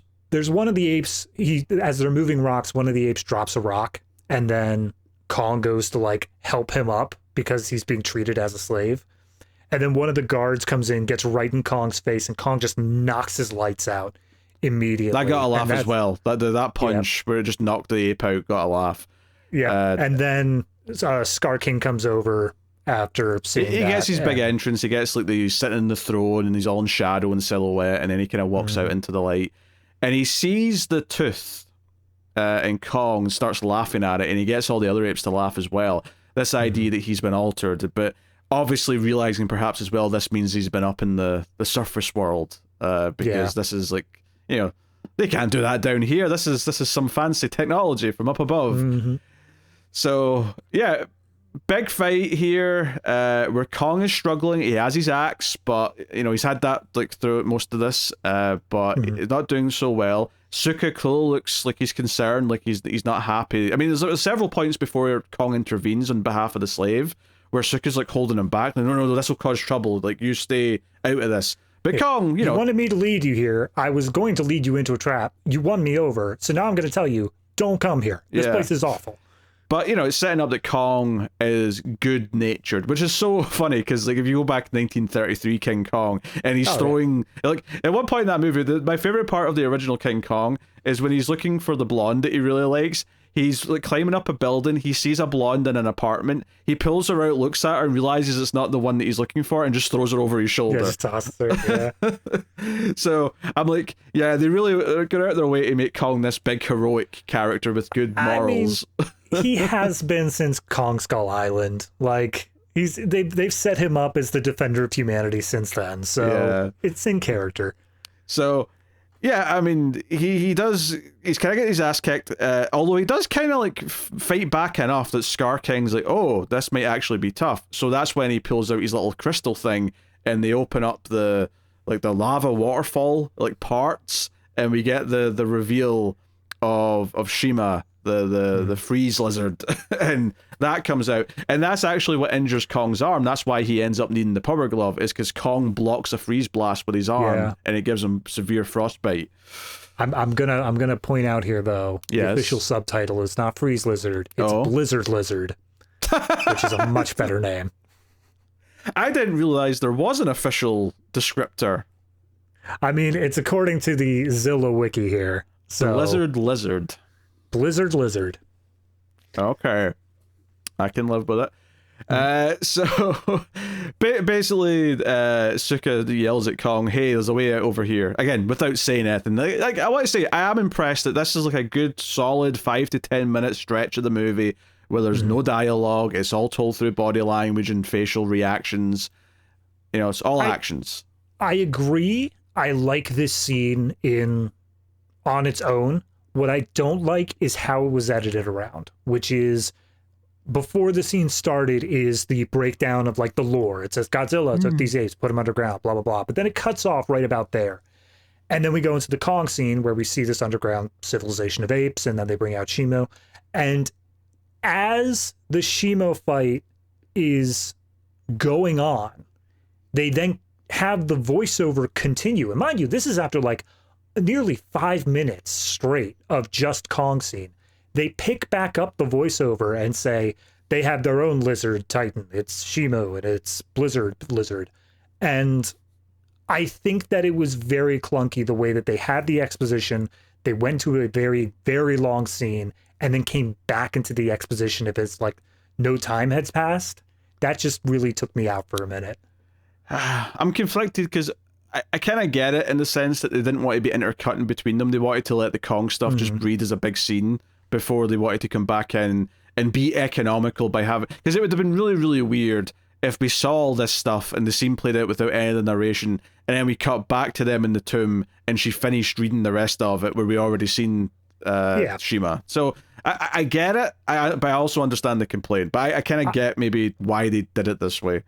I think the way that I would change it is that we don't get a name or even a reveal of like what Shimo is, and just have them say, oh, but the apes were buried with their secret weapon or something like that. And that way when it shows up, it's just like, oh, okay, that's the secret weapon. They got their own type. It's very descriptive, so the audience has like no room to have to think about what it is. Yeah, it's just, So Kong goes running with Suka and eventually stumbles his way to where the humans are. Like he finds them because he can sense Gia. He's got that link with her. And he comes in and collapses, and they're like, oh crap, look at his arm. And this is kind of like, I think to me, emblematic of like, we're just having fun, let's not worry about it. Because Dan Stevens, Trapper, just turns around and says, hey, there was that prototype thing we could use on his arm. And he flies one of the ships from the research base that was down here, because the base was destroyed, but there was like a big sort of like warehouse. A warehouse depot next to it. Yeah, and he comes flying out with this big robotic power glove that just he airlifts onto Kong's arm. It goes around it, and all I could think as it was happening was like, how is this going to help with the frostbite though? Just giving him like a power glove where he can punch really hard is great and all, but how's it helping frostbite? And there's just one quick moment where you see like some injectors like push something in his arm, and he's like, that'll solve the frostbite, no problem. He's done. I love this idea that like the whatever that was, painkillers, frostbite cure, whatever you want to call it, they just had preloaded up on that glove. It has nothing to do with the application of the glove itself, but they're like, if he gets hurt, we could just press a button and then all of a sudden he'll be cool again. Yeah, like, is there like a suite of different potential things that they can give him that are built into the glove, or is it just this? Because if it's just this, then that's very specific. Can you imagine if like they had this glove and they showed that there were like 3 different vials of like green, blue, and red, and then only the green went in, and everyone would just be speculating like, what does the red stuff do? What does the blue stuff do? I gotta know. It's the adrenaline. It's just it's just going to give him a kickstart. It's going to soup him up for like 30 seconds where he can already lift a building, but now he can lift a bridge or something. I don't know. And then the blue stuff will be like resistant to Godzilla's atomic breath. He's able to just tank a hit. What, iodine? Just pure iodine injected into his veins. Perfect. Yep. So it's like he gets up and he struggles to use it at first, but then he kind of like punches the ground and he's like, this is he likes it. He likes his power glove. Okay, sure, whatever. Yeah. But basically, they start talking about how like the bad guys want to come here. They want to go up to the portal and get to Earth, and they want to like take over. It's Doomsday. Kong can't fight them alone. Actually, on that, I wanted to point out there's a line in the trailer where in the trailer it sounds like they're talking about Kong, right? Because they're saying he can't do that alone, and then Rebecca Hall goes, he won't be alone. And in the trailer, that's when they cut to like him and Godzilla like popping out like wrestlers side by side. In the movie, that line when they're in the tomb, they're talking about Godzilla fighting all this on his own, and then say he won't be alone, and then it cuts to the drawing of Mothra. So I thought that was a nice little swerve, because I was I was expecting that to be like Kong's going to get help from Godzilla. No, this is Godzilla getting help from Mothra, and I'm like, oh, that is exciting. Mothra's back, baby. Yeah, there's so many shots in the trailer that have Mothra in it that they took out. Yeah, they just straight up edited out, and I was like, that was a well kept secret. I did not think that was coming in here. Yeah, there's a big shot where they're both roaring and Mothra's in the middle, and that shot's in the trailer, but Mothra's just not there. It's very much like Infinity War when they took out Hulk from, or they added Hulk into scenes that he wasn't actually in. It was like, I appreciate that a little bit. I think that's smart. Just to like, some people claim it's false advertising, and I'm like, shut up. No, if it's for like a trailer is solely for the benefit of before the movie is even released. Like, it obviously once the movie's out, spoilers are just a whole different fair game or whatever. But before the movie's even released and nobody has the ability to spoil anything, I think that's solid. I think that's a good way of keeping that secret. Look, if you're selling a completely different movie, fine, but concealing a surprise. That's not false advertising. Piss off. Yeah, if this movie if we got the trailer we got, and then it ended up being that everything regarding Godzilla was done in the first like 5.5 minutes, yes, then I would be upset. I think that would be false advertising. Or you get the trailer and then it turns out to be a courtroom drama or something. Like, that's false advertising. It's following the insurance claims of Titans destroying things. That's Godzilla X Kong. It's actually a courtroom fight. So they're talking about, like, okay, the bad guys are coming, Kong can't do this on his own, and Kong looks up at the portal to Earth, and he's like, I've got an idea. And he jumps up, and then the humans, admittedly, they get it very quickly, but I do appreciate it. They just like get, oh no, he's going up to Earth, he's going to attract Godzilla, but you immediately get, no, he's going up to, like, tag Godzilla in. He wants Godzilla's help, because Godzilla's fought this war before, so he can do it again.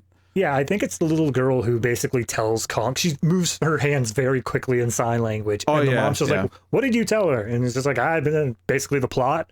And then Kong goes up to tagging Godzilla. The specific line she says is, we need help. And then Kong's like, all right, I've got one man in mind. I kind of wish that they had cut to Kong immediately after that. And he just goes like, oh, all right, fine. And then he goes off to do it.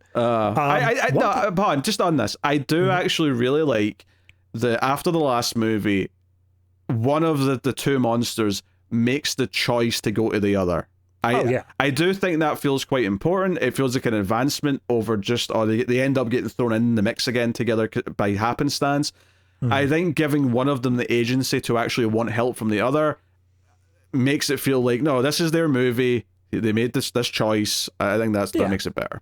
Yeah, absolutely. And I think it makes sense that Kong's the one to do it, because he is by far the one who's going to be able to swallow his pride and be like, all right, look, I'm defending humanity. I need your help here. Of course he can swallow his pride. He got his ass whipped in the last movie. He got humbled.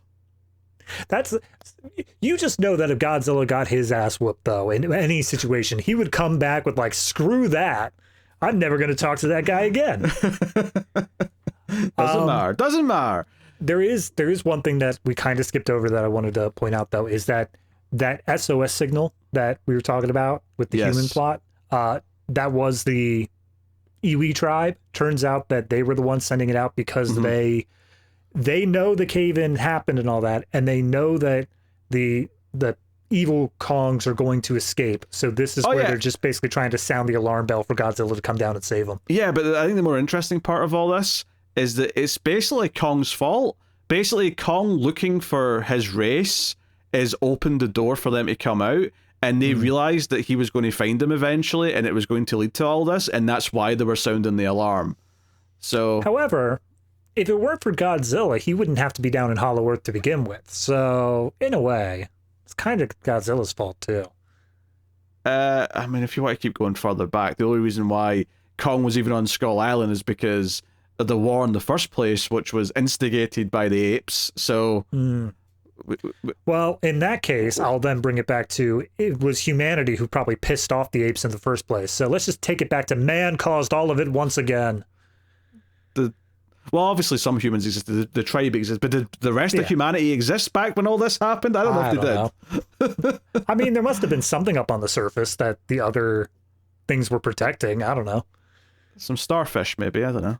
Yeah, Godzilla was really into the starfish. That's his favorite.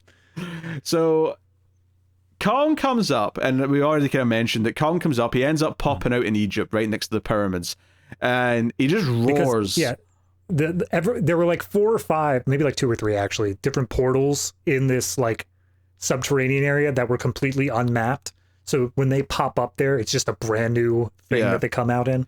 And he just roars. Godzilla like senses him, like jumps into the water, and Godzilla's coming for him. And I love, there's actually a shot of Kong like holding up his hands like, wait just a minute, wait just a minute, right? I'm here to talk, And Godzilla is just like, no, I'm fighting you. So we get this fight scene. I love that shot. Godzilla is obviously throwing some tail whips, trying to bite. Kong, of course, has had this upgrade though with the robo glove, so he's like, you know, getting some good punches in. Godzilla's like knocked down at one point. And like Kong's kind of won to a point. Although I think actually this is after the suplex. I have to mention the suplex. Where they're sort of tackling each other up against the pyramid, and it is straight up a traditional suplex where Godzilla flips Kong over his head and lands on his back. Godzilla is very mobile in this movie. I love it. Oh yeah, he got a. If you apparently for the Godzilla like diehards, yes, they actually have like track the differences between 2014 to like now, and we're on our like 3rd iteration of Godzilla, because every time a new director takes over, they make tiny little tweaks to Godzilla's design that makes them whatever they need for the movie. Very subtle, but it's I popped huge because ultimately this movie's plot does very much mimic a wrestling angle. It's all about the two unlikely heroes that don't really like each other like forming a team to take on the bad guys, right? That is the plot of this movie. So the idea that they actually just straight up put a wrestling move in this, just great. Absolutely fantastic. Godzilla's down, Kong's like dragging him by the tail, but of course Godzilla's not beaten. Godzilla is like, are you dragging me? Are you really dragging me? And starts to fire up the atomic breath. So like, this is potentially going to go to the death if there's no intervening. But of course, as this has all been happening, this is when Mothra has woken up. And yeah, so just very briefly down with the human plot there. We get Gia, she goes up, she does the ritual or whatever, and then Mothra just appears. Like, it's not even an egg or anything like that. It's just the cosmic energy that is Mothra just reassembles and comes out, and then immediately it's just like, oh geez, Godzilla's gonna kill Kong, I'm sorry, I gotta go, and just flies up through the portal. Yeah, I really like though that Godzilla's like kind of wife shows up and like has to stop the fight, because this is the thing, they make it clear Mothra is an ancient ally of Godzilla. They flat out say that they are allies, and Mothra seemingly can talk to Godzilla, and it feels like Mothra can like explain something. I mean, obviously we don't get subtitles or anything, but it feels like Mothra is making Godzilla understand. And this is kind of our cliffhanger, because when we cut back down into the Hollow Earth, and you've got the villains, you've got Scar King riding Shima, like he's on Shima's back, and all the other apes are with them. They're coming in, the humans try to stall them by or the tribe tries to stall them by messing with the crystals that affect gravity. They set this up earlier where they can like turn the gravity up and down a bit so they can make it easy to move big rocks around. Which genius, I guess. Genius. That's working smart, not hard. So I mean it's these 3 giant like triangle crystals, which is obviously what the psychic thing was for, the SOS. But I love the fact that like I think it's Bernie who gets it first, and he doesn't explain like oh yeah, we're gonna do this thing. And it's basically if they collide these two if they move stuff closer together, the anti-grav gets like better and better. So if they just get the 2 triangles to touch, then an anti-grav shockwave will go out, and it'll make it so that they can't like get through the portal, I guess. There'll be no gravity for, I think he says that it'll be 5 minutes and then it'll kind of like gradually reset, which it kind of does. But to try and slow them down, by the time they like, come in and they rip their way through the barrier to get into this like secret tribe area with the crystals, they're all floating around, which is actually very interesting, just from the perspective that like the first part of this fight that happens down here, obviously we get Godzilla and Kong's big entrance where they burst through the ground upside down and run at the villains. Really cool stuff. That's the big dumb moment you see in the trailer.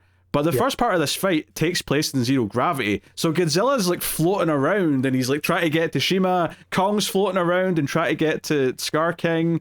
Yep. It's good stuff. And it is important to note, like when we were saying there were parallels earlier, this is like, it's a 1-to-1. It's Godzilla versus Shimo and Kong versus far now, but it gets really fun when they get up top and they start like, swapping. They start sort of like doing, again, some tag team stuff where they're switching opponents occasionally. Yep. And then during the zero grav fight, we've got all of our human characters well, first off, we get, as we said before, Trapper brings in those electric bird things to like kind of just stall and fight against them. But then all of our human characters are loaded up into this jet so that they could try to get out or at least dodge around stuff. But they are being attacked by all the evil Kongs. So then Mothra comes in and just plays straight up Spider-Man, just webbing all of the Kongs to keep the humans safe. Which was pretty cool, honestly. Yeah, I like that they knew they didn't want to have Mothra in the main fight because that was obviously a thing of parallels. They wanted just 2-on-2. But they still made it feel like Mothra was important to what was happening. She was just sideline again. Yeah, all these apes attacking the humans gave Mothra something to do, and that's why she was down here. She was saving all the humans. So yeah, like that was fun. Obviously, I was a little worried when the fight started down here because I felt like, oh, this bit where they jump out is actually down here. I was like, oh, is the whole fight going to be down the Hollow Earth? I thought that wouldn't be as interesting, so I was actually very glad when they ended up getting the portal and went up to the up top again. And I really, because like Scar King got Kong's axe from before when Kong got his ass whooped, and it ends up getting stuck in the wall where the portal is, and little baby Kong sees it and like pulls it out. So baby Kong goes up with the axe to sort of be like a bit of a Hail Mary later on. But meanwhile, we get all this fighting up top where it starts off with Shima freezing the ocean, right? And then not only that, outside of Rio. Yeah, they're in Brazil. Yeah, because that was like it cuts to that famous statue in Brazil that they always show when they're showing that they're in Brazil. Yeah, Christ the Redeemer. The Fast Five statue. It's literally Jesus Christ, but yes, the Fast Five statue. The Fast Five statue. We're recording this on Easter weekend, and you're like, "Who's that bearded guy? Is that Vin Diesel? Is that Paul Walker up there on that mountain?" Like, I adhere to one god, and his surname is Zilla. Okay? Alright. That's fair. So they pop out, and Shima, after freezing the ocean, fires his freeze breath up into the clouds, and it like sort of like changes the weather, basically. Like, you can see the entire city start to like, not freeze as bad as a direct hit from the freeze blast, but like freeze like it's like sub 20 degrees Celsius or something like that. I like to think this was happening simultaneously with the third act of Ghostbusters. Just to like nobody knew that the other one was happening, but they were just simultaneously going on. Which actually, they did mention before this as well, that Shima was responsible for the last Ice Age. Like, they just sort of put that in. Yeah, that was him. He did that. Yeah, why not? So, obviously Godzilla and Kong come up, we get some fighting, we get some thrown into buildings, we get dodging blasts. Kong uses the glove to like, dodge the freeze blast when he's fighting Shima at one point. Godzilla's, whipping his tail at things. Lots of Going real fun heavy stuff. with the atomic breath. Oh yeah, he starts just like beaming that around at Scar King, and Scar King's like dodging and stuff. But unlike the last movie, where you're maybe like feeling conflicted about him hitting Kong, I wasn't, but most people were. You're like, oh no, get Scar King. So lot of destruction, a lot of fun. There is a small moment here that I really appreciated, where Kong looks in a window and sees people running scared and looks concerned that people are in danger. It's a nice little moment. I appreciate the moment, but they did nothing with it because Rio is flattened. Like, there is nothing left. Yeah, but unlike Man of Steel, though, this makes sense in a Titan like kaiju movie. Oh yeah, this is fine here. This makes sense that nothing was going to stand here anyway. I'm surprised there's any cities left in the world after seeing the past 3 movies of this franchise. I know. So the one scene that I think you probably got to pop off of is Scar King versus Godzilla, and Scar King's got like this spinal column where the crystal's hooked up to the end. He's been using the crystal to just direct Shimu and is being a real nuisance with it. So when Godzilla finally gets into the fight, Scar King starts using it as a whip, and Godzilla just catches it in his mouth and pulls it away from him and snaps the whip in half, taking away his first weapon, but also making it so the crystal is now just out on the battlefield up for grabs. It becomes this almost MacGuffin thing where they're all diving for it. Like Scar King's going to dive for it, the others are trying to dive for it, and eventually, obviously, it gets smashed, right? It gets destroyed.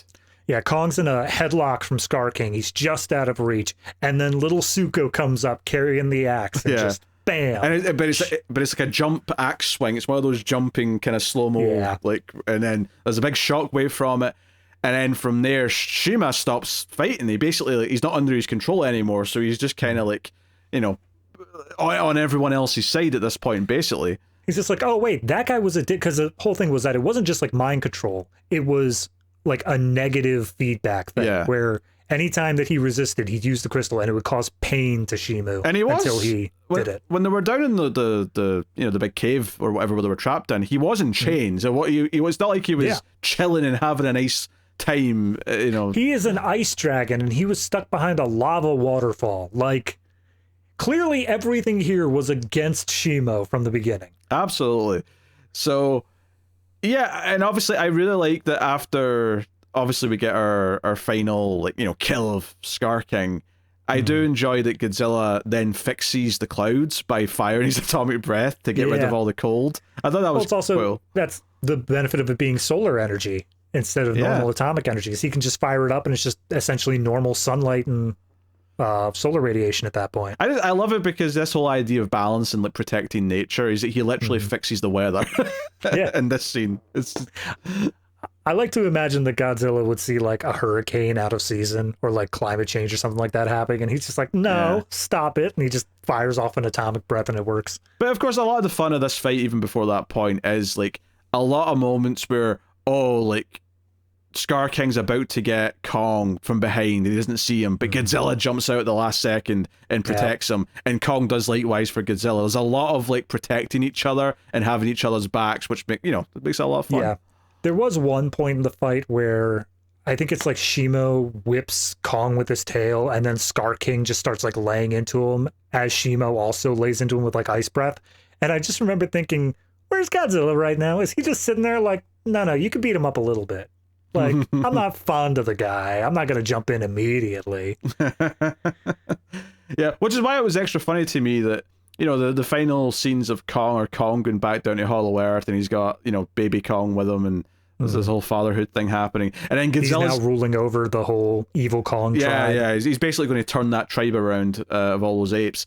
But then you cut to Godzilla, and he's just going back to the Coliseum to have a nap. He's just like, okay, back for my cat nap. The idea that he liked sleeping there so much that he goes all the way back to Italy just to crash there is really funny. I mean, I'm fond of the idea that each of the Titans has a little home base area, just a little place to call. If he wants to make the Coliseum his home base, that works for me. I'm fine with it. I'm sure the people of Rome are delighted that he's chosen the Coliseum. Yeah, they're as his great, bed. Fantastic. All right. I do. Maybe this is just me. Maybe I'm underselling the size of the Coliseum or something. But for a lot of this movie, I would say, except for the pyramid scenes, Godzilla and Kong just felt smaller to me. Like it felt like it kind of scaled them down a little. I think that's just because there's so much of it where they're not around buildings. I think when they're next to things that are more just nature, like if they're in the Arctic where it's just like ice and like islands and stuff like that, or if they're just next to mountains, like mountains can be any size. A mountain can be, a couple of 100 feet. Well, I don't know if that may be too small, or it can be Everest. There's a big difference between the smallest and biggest mountain. And I think if I have a complaint, obviously it's a very effects heavy movie. They're by and large very good and enjoyable. It's not like watching like one of the recent Planet of the Apes where you're like going for like ultra realism by any means. Right. But I will say that when they're down in Hollow Earth and it's all fantastical around them, it does just kind of feel like, oh, there is something that's added by seeing them surrounded by buildings and more like recognizable settings, because it makes them stand out as looking more special. When they're in like the Hollow Earth and they're surrounded by like almost like Pandora from Avatar levels of like, bright flowers and, pretty things in the background, it does make it feel a little bit, and it's kind of why maybe I'm not as into the Hollow Earth stuff as much, as I think by their nature, kaijus and titans are better in recognizable normal areas.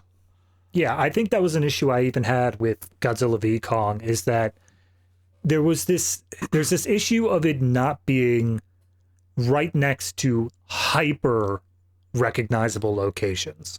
Like when, obviously the original 2014 Godzilla, we had him stomping around San Francisco, and you got Golden Gate Bridge there, and that is just wholesale, like, yep, I definitely know the size of that, and then Godzilla himself. But like you get to this scene, and we're saying that he's in Rio, and they got like the Christ the Redeemer statue there, which I think is probably the most recognizable thing, but they never do a direct comparison. They just have them in the city around a bunch of skyscrapers. And it's one of those things where skyscrapers, like much like mountains, can kind of be any size. Like at a certain point, they're just tall buildings. And it was the same issue in Godzilla v Kong, where I think the final fight it was Hong Kong. Yeah. Again, same sort of thing, where it's just a bunch of tall buildings, and I didn't really get a sense of scale for how big these things really are. If anything, it made them feel scaled down because there are so many skyscrapers and buildings that are actually taller than them, so that they have to actually like go around the buildings rather than just towering over them. Yeah.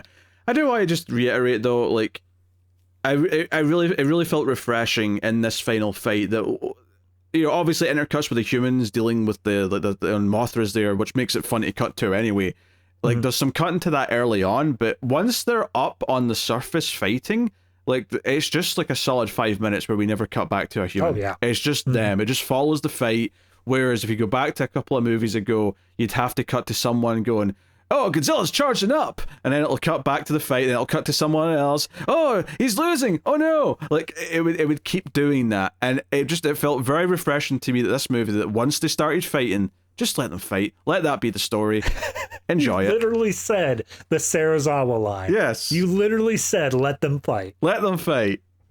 Right? Stop getting in the way. And I think that's this movie's strength. I think overall I enjoyed it more than the last one. I think part of that is that I do think it cuts out a lot of the fluff. It cuts out a lot of the convolution of what the last one had. I still enjoyed the last one, don't get me wrong, but I think this felt more streamlined.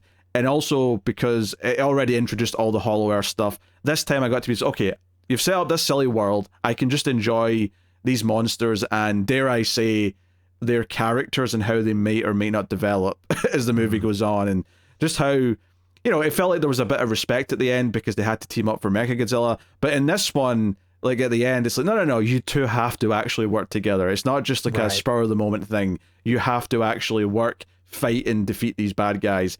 And presumably, if there's a third one, and it seems like it's going to have a good opening weekend, all things considered, so we probably will get a Adam Wingard trilogy closer. I suspect that, it won't take as much convincing for Godzilla next time to be like, okay, I'll work with Kong. Like, we're kind of friends now. I agree. I mean, are we at the point where we want to talk about like what we're hoping for the next movies? Yeah, I guess. I mean, I'm not really looking for anything too specific. I'll just say a bit more Godzilla and maybe a recognizable villain. That's all I'm looking for. Honestly, I think for me, I kind of want just a Godzilla movie. Like, I won't say no to that, obviously. I think that this movie did a good job of, because the one thing that just really set this in stone for me is you had Kong, he puts his axe on his shoulder after everything's said and done, and he gives a little smirk over to Godzilla. And as much as Godzilla can smirk back, he did. Like, he full on went like yeah, we did it. And then end movie pretty much from there. Yeah, well, he does it with his eyes lighting up. He does a sort of like, yeah, it's like his version of a smirk. Yeah, so I think that this movie is, all right, they're established as allies now. They're established as, it's a decent enough working relationship. Clearly, they do still have some gripes with each other, but they are allies in the same way that like Godzilla and Mothra would be allies. Because of that, I don't think I need a third movie where it is them working together even more. I think I could just stand it to be a straight Godzilla movie, and then if Kong wants to show up at some point to like throw an assist or something, that'd be fine, but I want it to be more of a focus on Godzilla doing something independently. I think the reason why it does shift to more being Kong as more of a protagonist in this, as much as I like Godzilla more, is I don't think you can follow Godzilla in quite the same way, just because he's just the type of characters and monsters they both are. And I think when you're focused on Godzilla, you tend to be focused on the humans are trying to deal with the problem of Godzilla. And if we're not saying Godzilla's a problem anymore, then you can't follow that same kind of thing. So, and that's what I'm thinking, that we need to have, like you were saying, a Hedorah, a Destroyer, whatever, some new threat shows up and Godzilla's the clear protagonist and we could just follow him. Like, if they want to do Mecha King Ghidorah, I'm not going to be because I do think Kong's going to be there. I don't think they're going to get away from it, especially since I do think like some American filmmakers are very attached to Kong because a lot of them grew up really kind of loving that original movies, and it is an important movies. Like the original King Kong, I don't love it the way I love the original Godzilla, but it's very, very important in that it's very much the first spectacle film ever made. It's the first film that was like, we're going to do effects. We're going to have, like, we wouldn't have monster movies in general if King Kong didn't exist. So I don't think for a second there's not going to be Kong's still going to have equal billing. I think Mothra has to be back. I expect her to be back. It wouldn't surprise me if there's even another ally somehow. But obviously, if you're going to have 3 or 4 allied monsters, there has to be a big threat. And I think it's almost a shame we've already done Ghidorah, because Ghidorah would be perfect as that threat. You know, that's why I'm saying Mecha Ghidorah would be interesting, because we know we have at least one of the heads kicking about from the last movie. But, you know, whether it's a Space Godzilla, a Destroyer, whether it's I don't see them doing Biollante or Ibra or anything like that, because they're lower down the card. But it genuinely wouldn't surprise me if, like, the next one is like their Avengers, basically, like where you've got the ultimate team up, and maybe you've even got a team of villains. Maybe somehow Ghidorah's back. Somehow, I don't know. I mean, if we're pulling from mostly like the 80s era of Godzilla, would it make sense that this be the time where we introduce like the aliens, like the alien race, to come in and have their own big thing? It's funny, before Godzilla v Kong, I would have said I don't think they're ever, like, obviously they hinted that Ghidorah, okay, he's been trapped here for a millennium in ice, but there was a hint that he did originally come from space, and I thought that was all we were ever going to get. That was a cool little hint. I was fine with that. But because of all the Hollow Earth stuff, I'm like, you know what? I actually do believe they could just start doing, like, no, aliens have come with their own kaiju, and that's what the threat is. And I think if they keep going further with following the monsters and really letting them just take the spotlight when it's their time to take the spotlight, like this, I'll pretty much enjoy almost anything they do, really. You know? I mean, I think the only bad move that I can see is if they really try to push like one of the new kaiju that they made, one of the Titans, as like a big thing in their own right. I think this movie did a perfect job of it, where like the Tiamat fight, the giant lizard with all the radiation, I think they did a good job of, they gave a little rundown. They said, like, here's why it's a threat, here's its powers, and then they did a brief little fight scene, but it didn't need to be its own thing. I think that you could get away with that with the Mutos from the first one, but past that, I don't think you can do it again. I think especially because obviously the new Godzilla was going to kill it after one fun but one fight. Mm-hmm. So you don't want to do that to, one of the big monsters from Toho's library. I mean, I would honestly like to see a movie where they keep playing up the fact that like Godzilla just straight up kills other Titans without like we may be at a point where there are only like 4 Titans left. Like there's Godzilla, there's Kong, there's Mothra, and then maybe like one other one. And that just throws nature all out of whack again. And they have to try to restore it to some extent. Yeah. I mean, aliens coming with something, whether that is one of the recognizable monsters or something new, would definitely be like, okay, this threatens all of Earth, so it's more of a reason, again, for them to have to team up. This is an external threat that will unite like all the monsters together kind of thing. So... I don't know. Lots of fun potential. I mean, I had a good time with this. I think obviously it's not high art. I think it's reasonably well paced. Maybe some of the human stuff could have been sped up a little bit, but for the most part, it was such a improvement from the last couple of movies in this franchise to me that I felt fine with it, and I think the monster action was good. And it feels like they're having fun. Like, okay, what new ways can we use Godzilla's breath? What new ways can we do something with Kong and his axe or whatever? So yeah. No, I agree. I think, again, my biggest problem, I think, is that all of the little subplots of the different human stuff, like Bernie had his own thing of, oh, well, I'm going to be a famous podcaster. And we had the mother-daughter thing. And we had Gia even being like the savior who can bring back Mothra and all that stuff. That's the only problem I had with it, because it did make up basically every plot that wasn't Kong and Godzilla was that. So it made up at least a third of the movie. And by the time that it hit the third act, it was all pretty much just useless. It was all just filler to get us to where we were. As much as it was very nice that it was just one group that we were following, because trust me, I remember Godzilla v. Kong and the craziness that was the 2 different plots there. But I think I would have rathered it just gone full tilt and just said, you know what? We don't need Bernie to have his own plot. We don't need to worry about like how in-depth this mother-daughter stuff is. Or if they do that, have it play out to more of a point. Because all that happened is that she just basically said, like, if you want to stay with your people, you can. And Gia's just like, I don't. She's like, all right, cool. And that was it. No, I mean, every review I've seen of this has had to do the pun where it's hollow because of the hollow Earth. Like... Yeah, like the human stuff is thin. It absolutely is, but it feels very inoffensive to me, and I don't know if that's just because I'm comparing it to the previous movies, and it's like, you know what? Obviously, we have to have at least some of it in terms of like, okay, they have to go to the Hollow Earth and get Gia to the tribe because that's what gets to Mothra. That's the plot part that we need. Everything else is just kind of like, oh no, but we want to care about them a little bit, so we'll do a bit of a mother-daughter thing, you know. We want the 2 comic relief to have a bit of a bond, so we'll give them a bit of a thing between each other and whatever. Yeah, I mean, I get why they're doing it, and I think that they did it to the best of their ability, but I still think that, like all those reviews are saying, it just felt like the thinnest part. It felt like the most hollow. It absolutely does, but here's the thing, is that it's still so unobtrusive compared to like Kong Skull Island. The characters in that movie are painful to watch because it's like they're trying to make them the heroes, but they're just so dull and they have no chemistry with each other.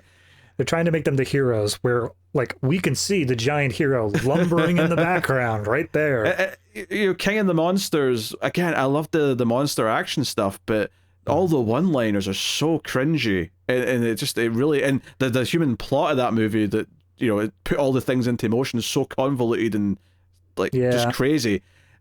This is such an improvement, which I get that the bar is low for the human characters, but just having them not get in the way too much, it feels so nice. And there's such a problem, even in all the Japanese Godzilla movies, there's so many of them that the human stuff is the worst part. That I don't know, I can't help but look at this and go, this is on the upper end of how to deal with the humans. So I just don't feel that badly about it, I guess. No, that's fair. That's entirely, and it is a minor gripe. I think that's just the biggest thing that stood out to me is because I was sitting there invested in their plot, hoping that it would come to something, and then just nothing came of it. I enjoyed what I was given, when it came to the monster fights, I don't want to make it sound like I'm not grateful for that. Because I think that's the point, though. It delivers on the main thing you're there to see, I think. Yeah. Mm-hmm.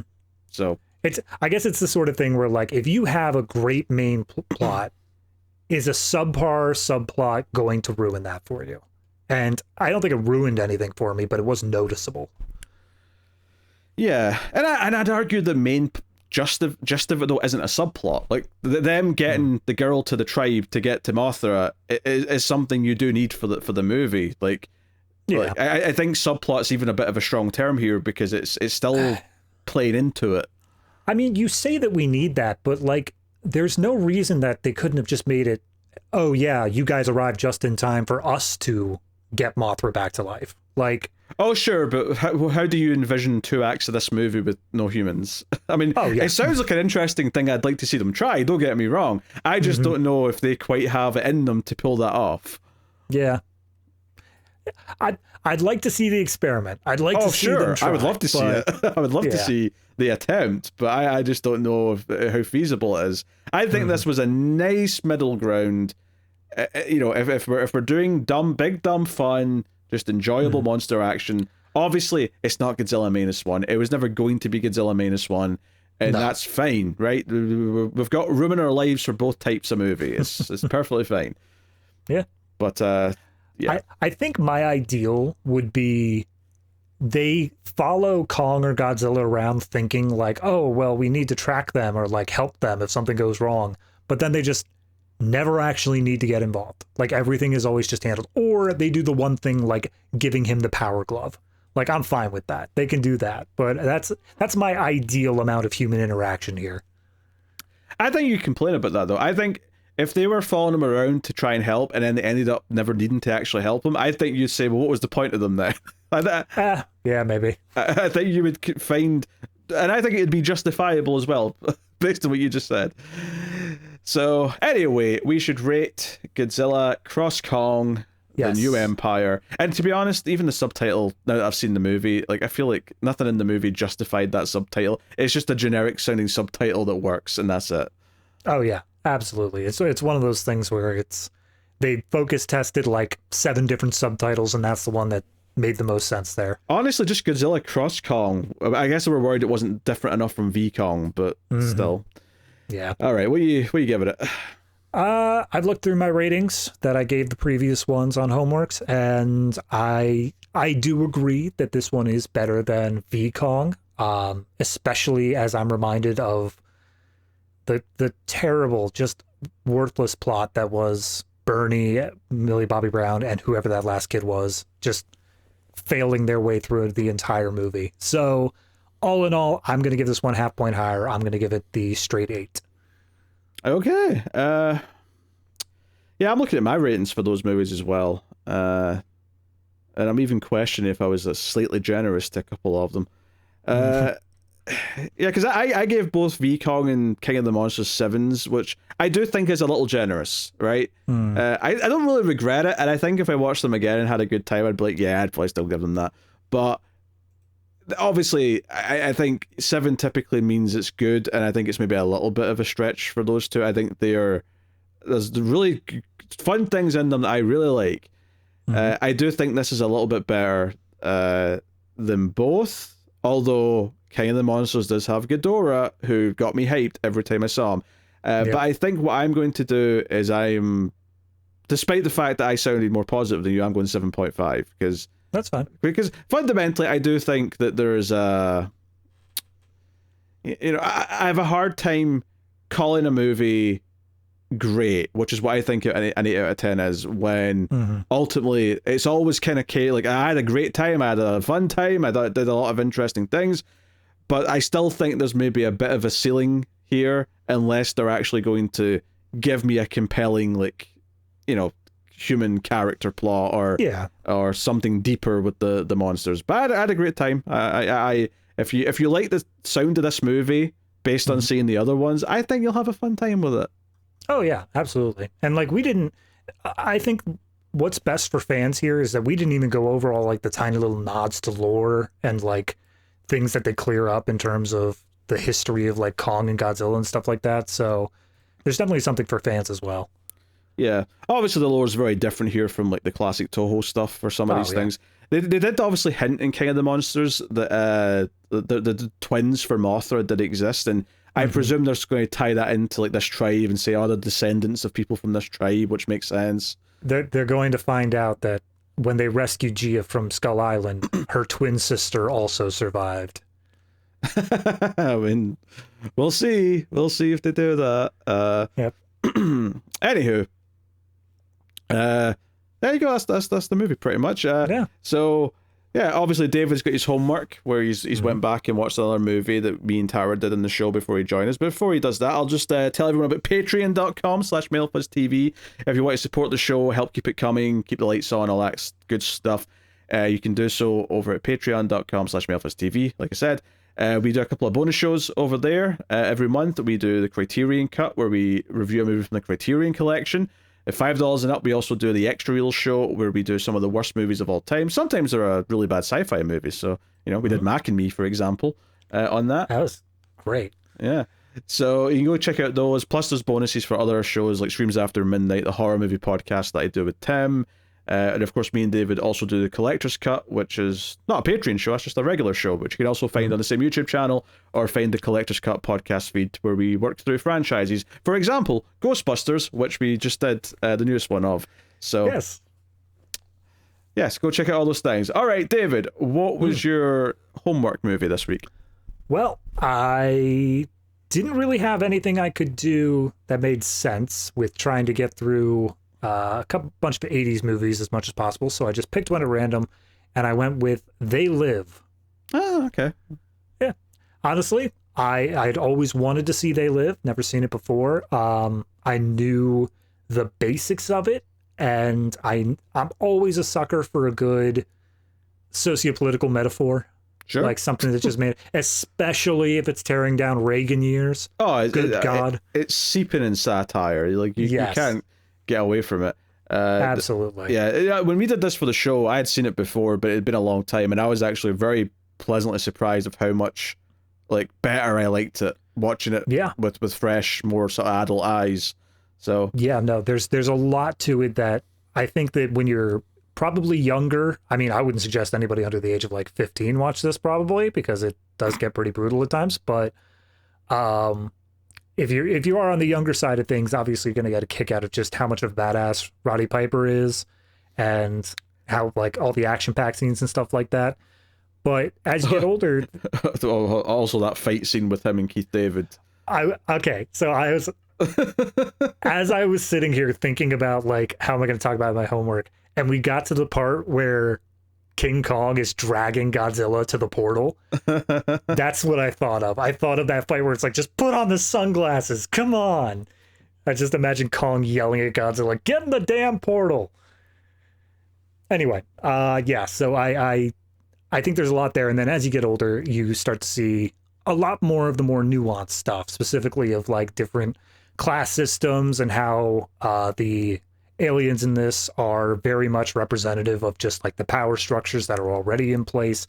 There's a lot of them on the police. There's a lot of them in politician stuff, especially the media, all of the media. So yeah, I really enjoy that. Consume, obey. Yes, absolutely. That's honest to God. I finished that up, and then my girlfriend was watching, I don't know, whatever reality TV show was on at the time, and all I saw was just that. I was just seeing the consume and obey in there. Honestly, the only negative I have for it is that I think the most iconic line in the movie actually has really bad line delivery. I think Piper is really fun in the movie. I think he's solid in the role, but the famous line, I'm here to kick ass and chew bubblegum and I'm all out of bubblegum, his delivery of that line's actually really shit. I think that Roddy Piper, and from what I read in trivia, apparently he just brought along his wrestler's notebook of lines that he wanted to use at some point in his career. I think that they may have overstuffed it a little bit, because there's a few points in this where he throws a one-liner and it just doesn't make sense for a one-liner to be there. And I think that scene, as much as the line is great, I think that scene is one of those times where it just doesn't make sense that he stumbles into this building and just says the most badass line that anyone's ever heard. I'm fine with the line. I just think the way he delivers the last part just sounds so deflated. It's weird. Like, because whenever I hear someone say it or quote it, like there's a inflection I hear in my head. I'm like, I'm here to kick ass and chew bubble gum, and I'm all out of bubble gum. Like, I hear the Duke Nukem voice. Yeah. But like the way he does it, it's like he's like falling asleep in the second half of it. It's weird. And I'm all out of bubble gum. Anywho, it's a good movie. It's a good movie. Yeah, so wholesale. I would probably say it ends a little bit too suddenly for me without spoiling anything. It is just like a hard cut all of a sudden. And that did kind of just give me a jolt to the system. But beyond that, it's a fun movie. I'd probably just also give it an 8.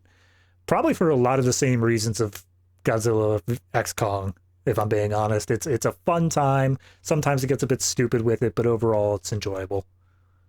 Yeah, it looks great. So very good. That is the movie. That is the homework movie. Join us next week for Back to the Future. Oh my God, we're doing it? This was a vote winner on Patreon, so it's coming next week. Woo! Let's get back to the past. Then we can go back to the future. Anyway, back to the future. And again, and then back again. Yes. So, yes, join us next week for that. Let us know what you thought of Godzilla Cross Kong if you've seen it in the comments. Always fun to see. But that is the show. Thank you once again for watching or listening. We always appreciate it. Keep watching science fiction and computer. Add salsa.